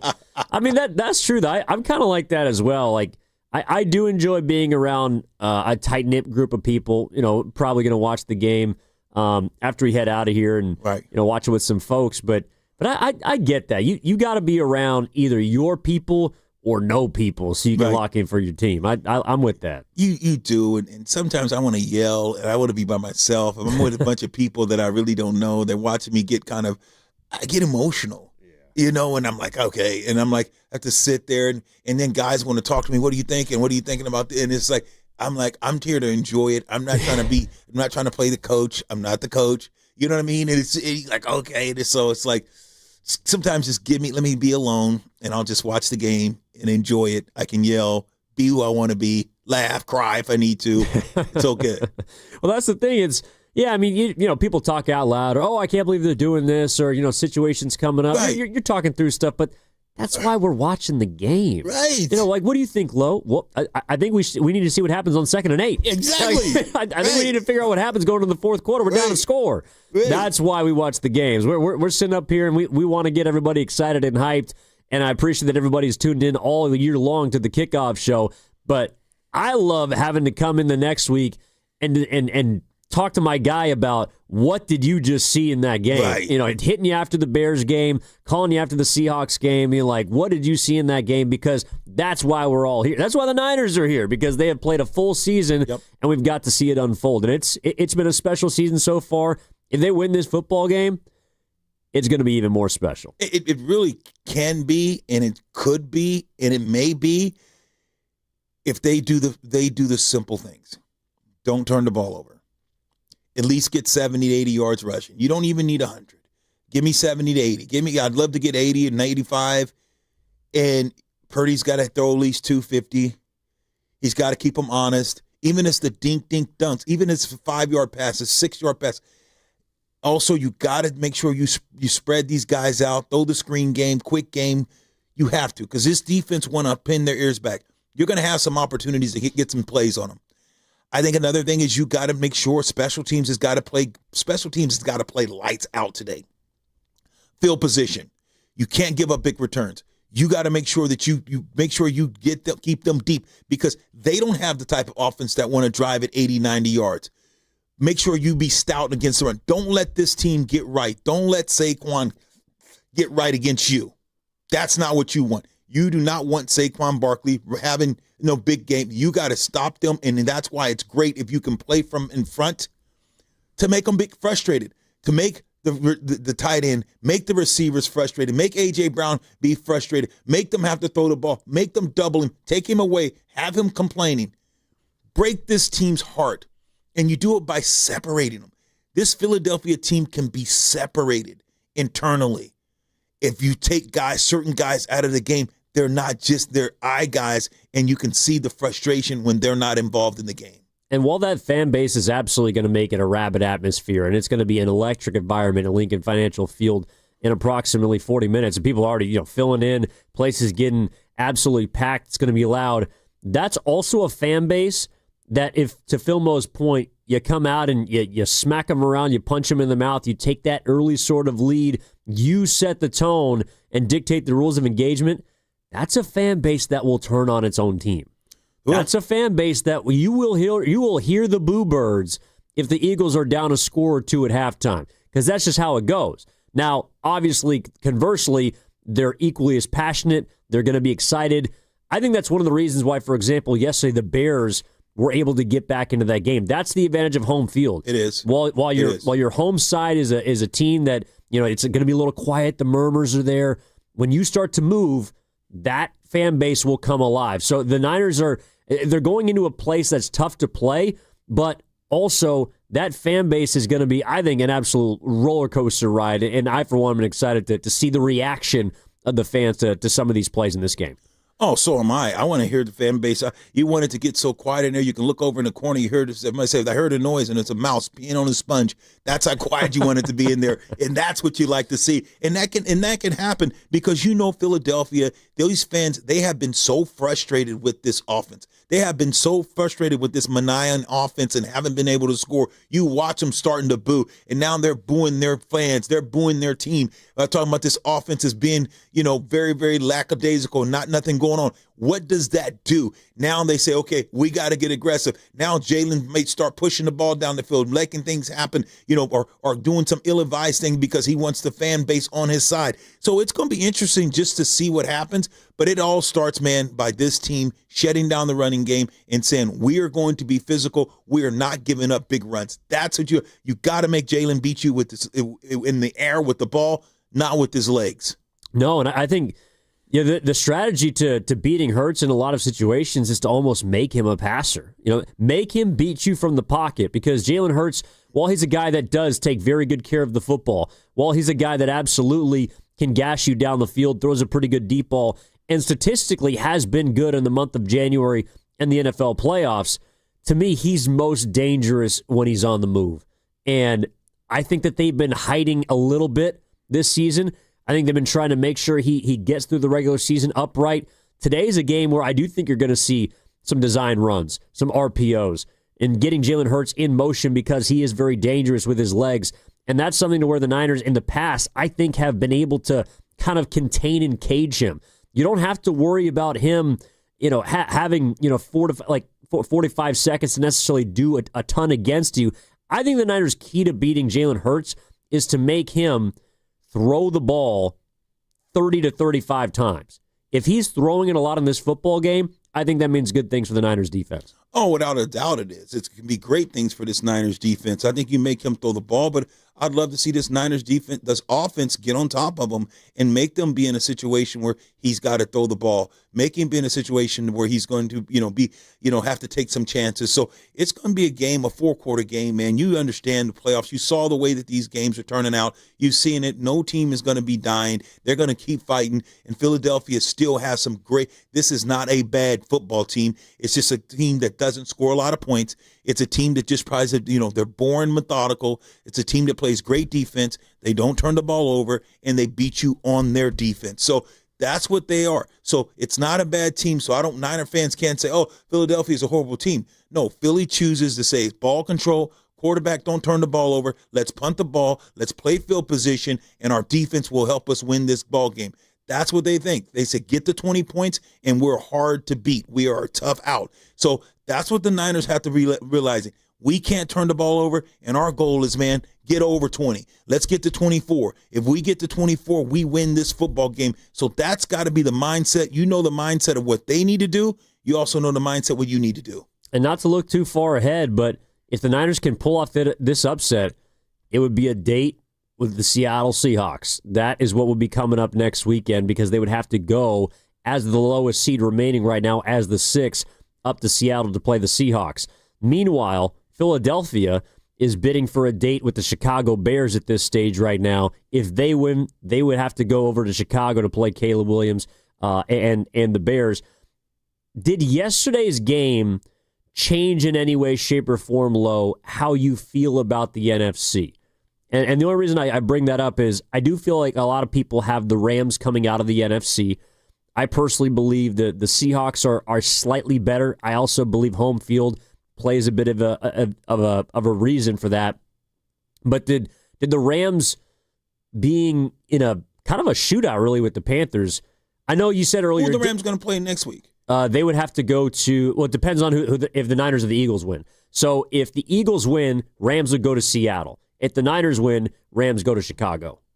Did that change for you, their performance, how you feel about their chances to be kings of the NFC? Gosh, I think that you look at the Rams and you see that they have some laws in their game. At times, the Rams are just on fire, but they find a way to let teams creep back in it. They did it against Arizona. They're a team. They believe they're so good that they can overcome anything. And I just think it's going to catch up with them. I don't think I think the Rams offensively, unbelievable. They got some great pieces on defense. The Rams probably could win the Super Bowl and probably should be the favorite. But just the way that they play, the way I'm watching their game, I just don't think I don't think they're consistent enough. I'm right there with you, man. Like when you have to win, not even if you're the 1 seed, you got to win 3 games to win the Super Bowl. In the case of the Rams, you got to win 4.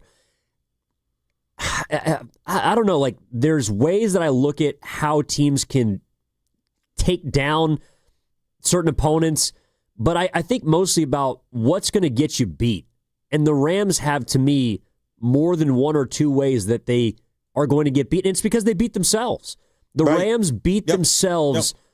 Yep. And for a team that is as talented, with the pedigree, you got Super Bowl rings, obviously, on that sideline, and under center, the Rams, to me, even more than the Niners. The Niners don't have the talent. No. But the Niners do not beat themselves the way that L.A. does. And that, to me, would be the advantage for San Francisco in a game like today. I think the Eagles sometimes beat themselves. They're heavily penalized. They'll make mistakes offensively. The Rams do the same, just more on defense and in special teams.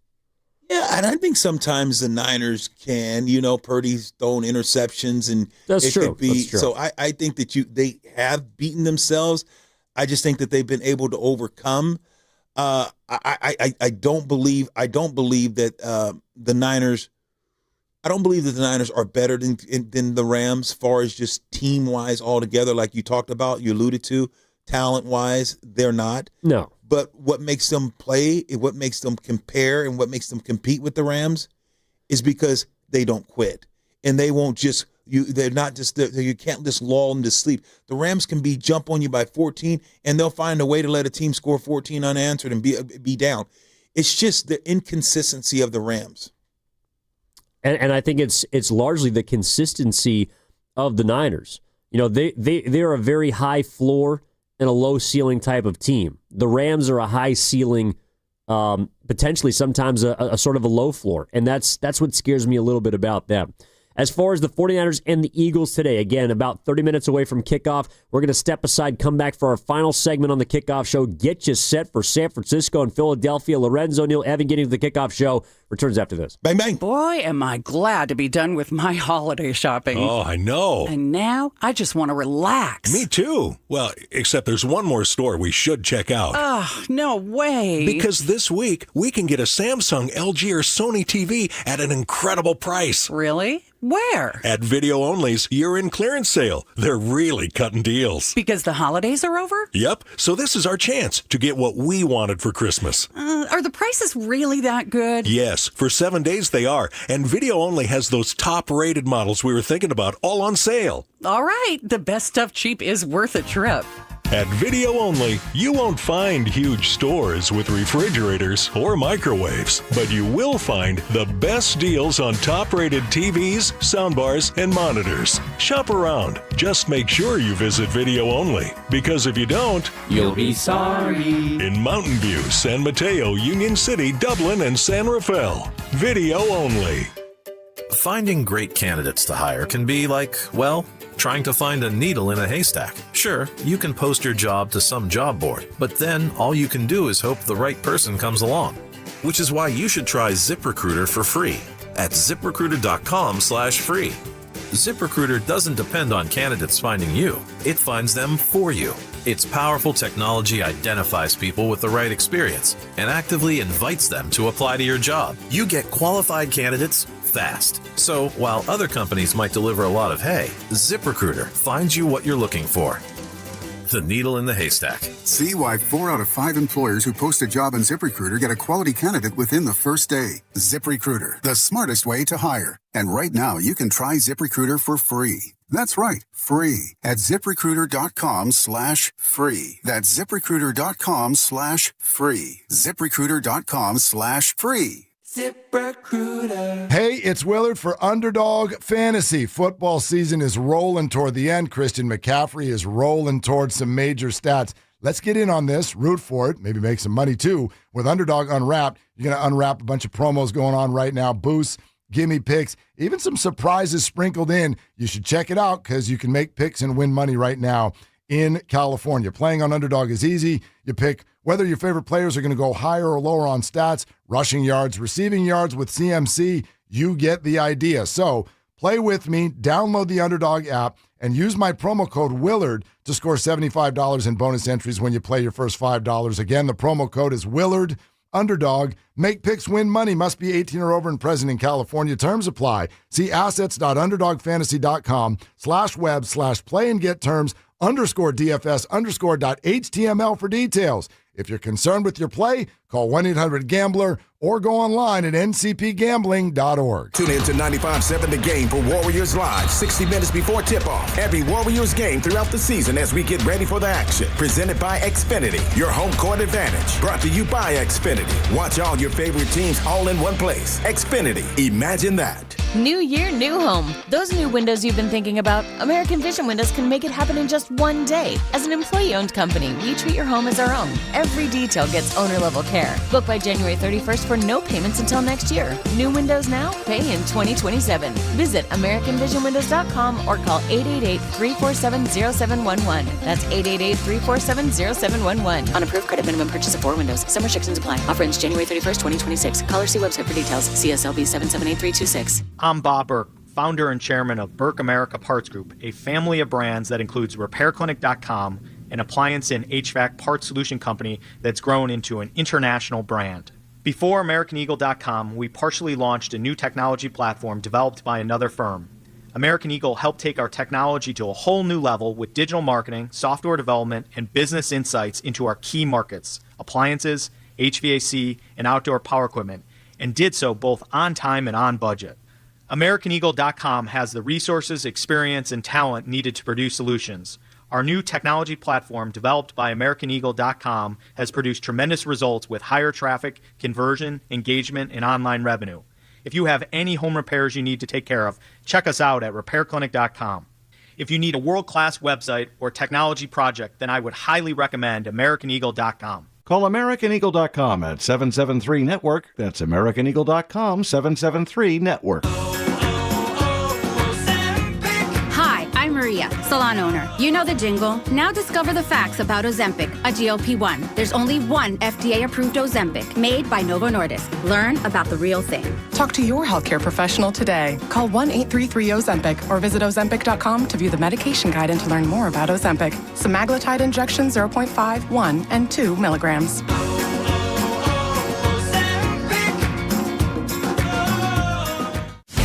Hola, amigos. It's a big noise. Brad Evans from BetMGM tonight. Listen Monday through Friday starting at 6 p.m. Eastern on Westwood One Sports as we cover the biggest sports stories from coast to coast. Get insights on the NFL playoffs, college basketball conference races, and more. Download the Odyssey app now and listen from anywhere. BetMGM tonight, live and interactive, presented by BetMGM. Tune in, Team Huevos.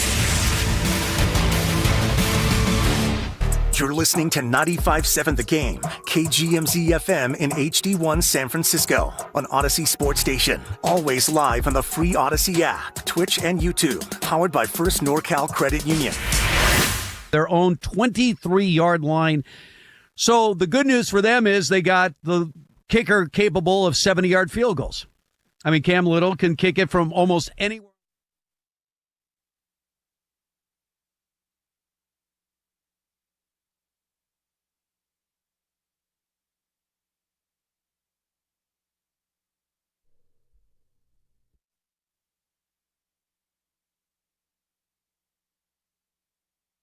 Now back to the kickoff show on 95.7 The Game.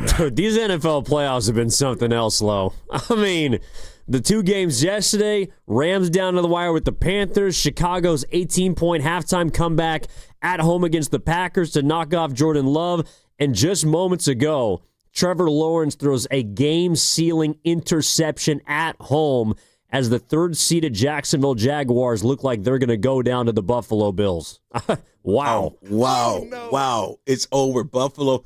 Josh Allen, man, I'm telling you, he's the only guy in these playoffs in the AFC for his now, since he's won that game. Watch out, because Mahomes isn't there. My man from Cincinnati. Yeah, Burrow. Joe Cool. Joe Cool's not there. This is his year, Lamar Jackson. So I think that you see Josh Allen, man, the pressure is on him. I think he's got the most pressure. And I think especially after getting this win, I think now Josh believes that he's going to get it.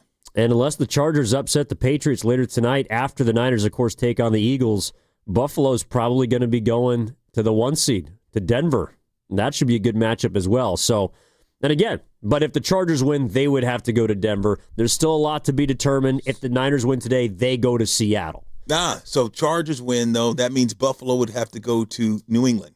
They would go to play. Because the Chargers would beat New England. So that means that they would go to play either the Steelers or the Texans. Oh, so they'll have the easier route. Exactly. Maybe it is playing out for Josh Allen. Maybe this could be the year.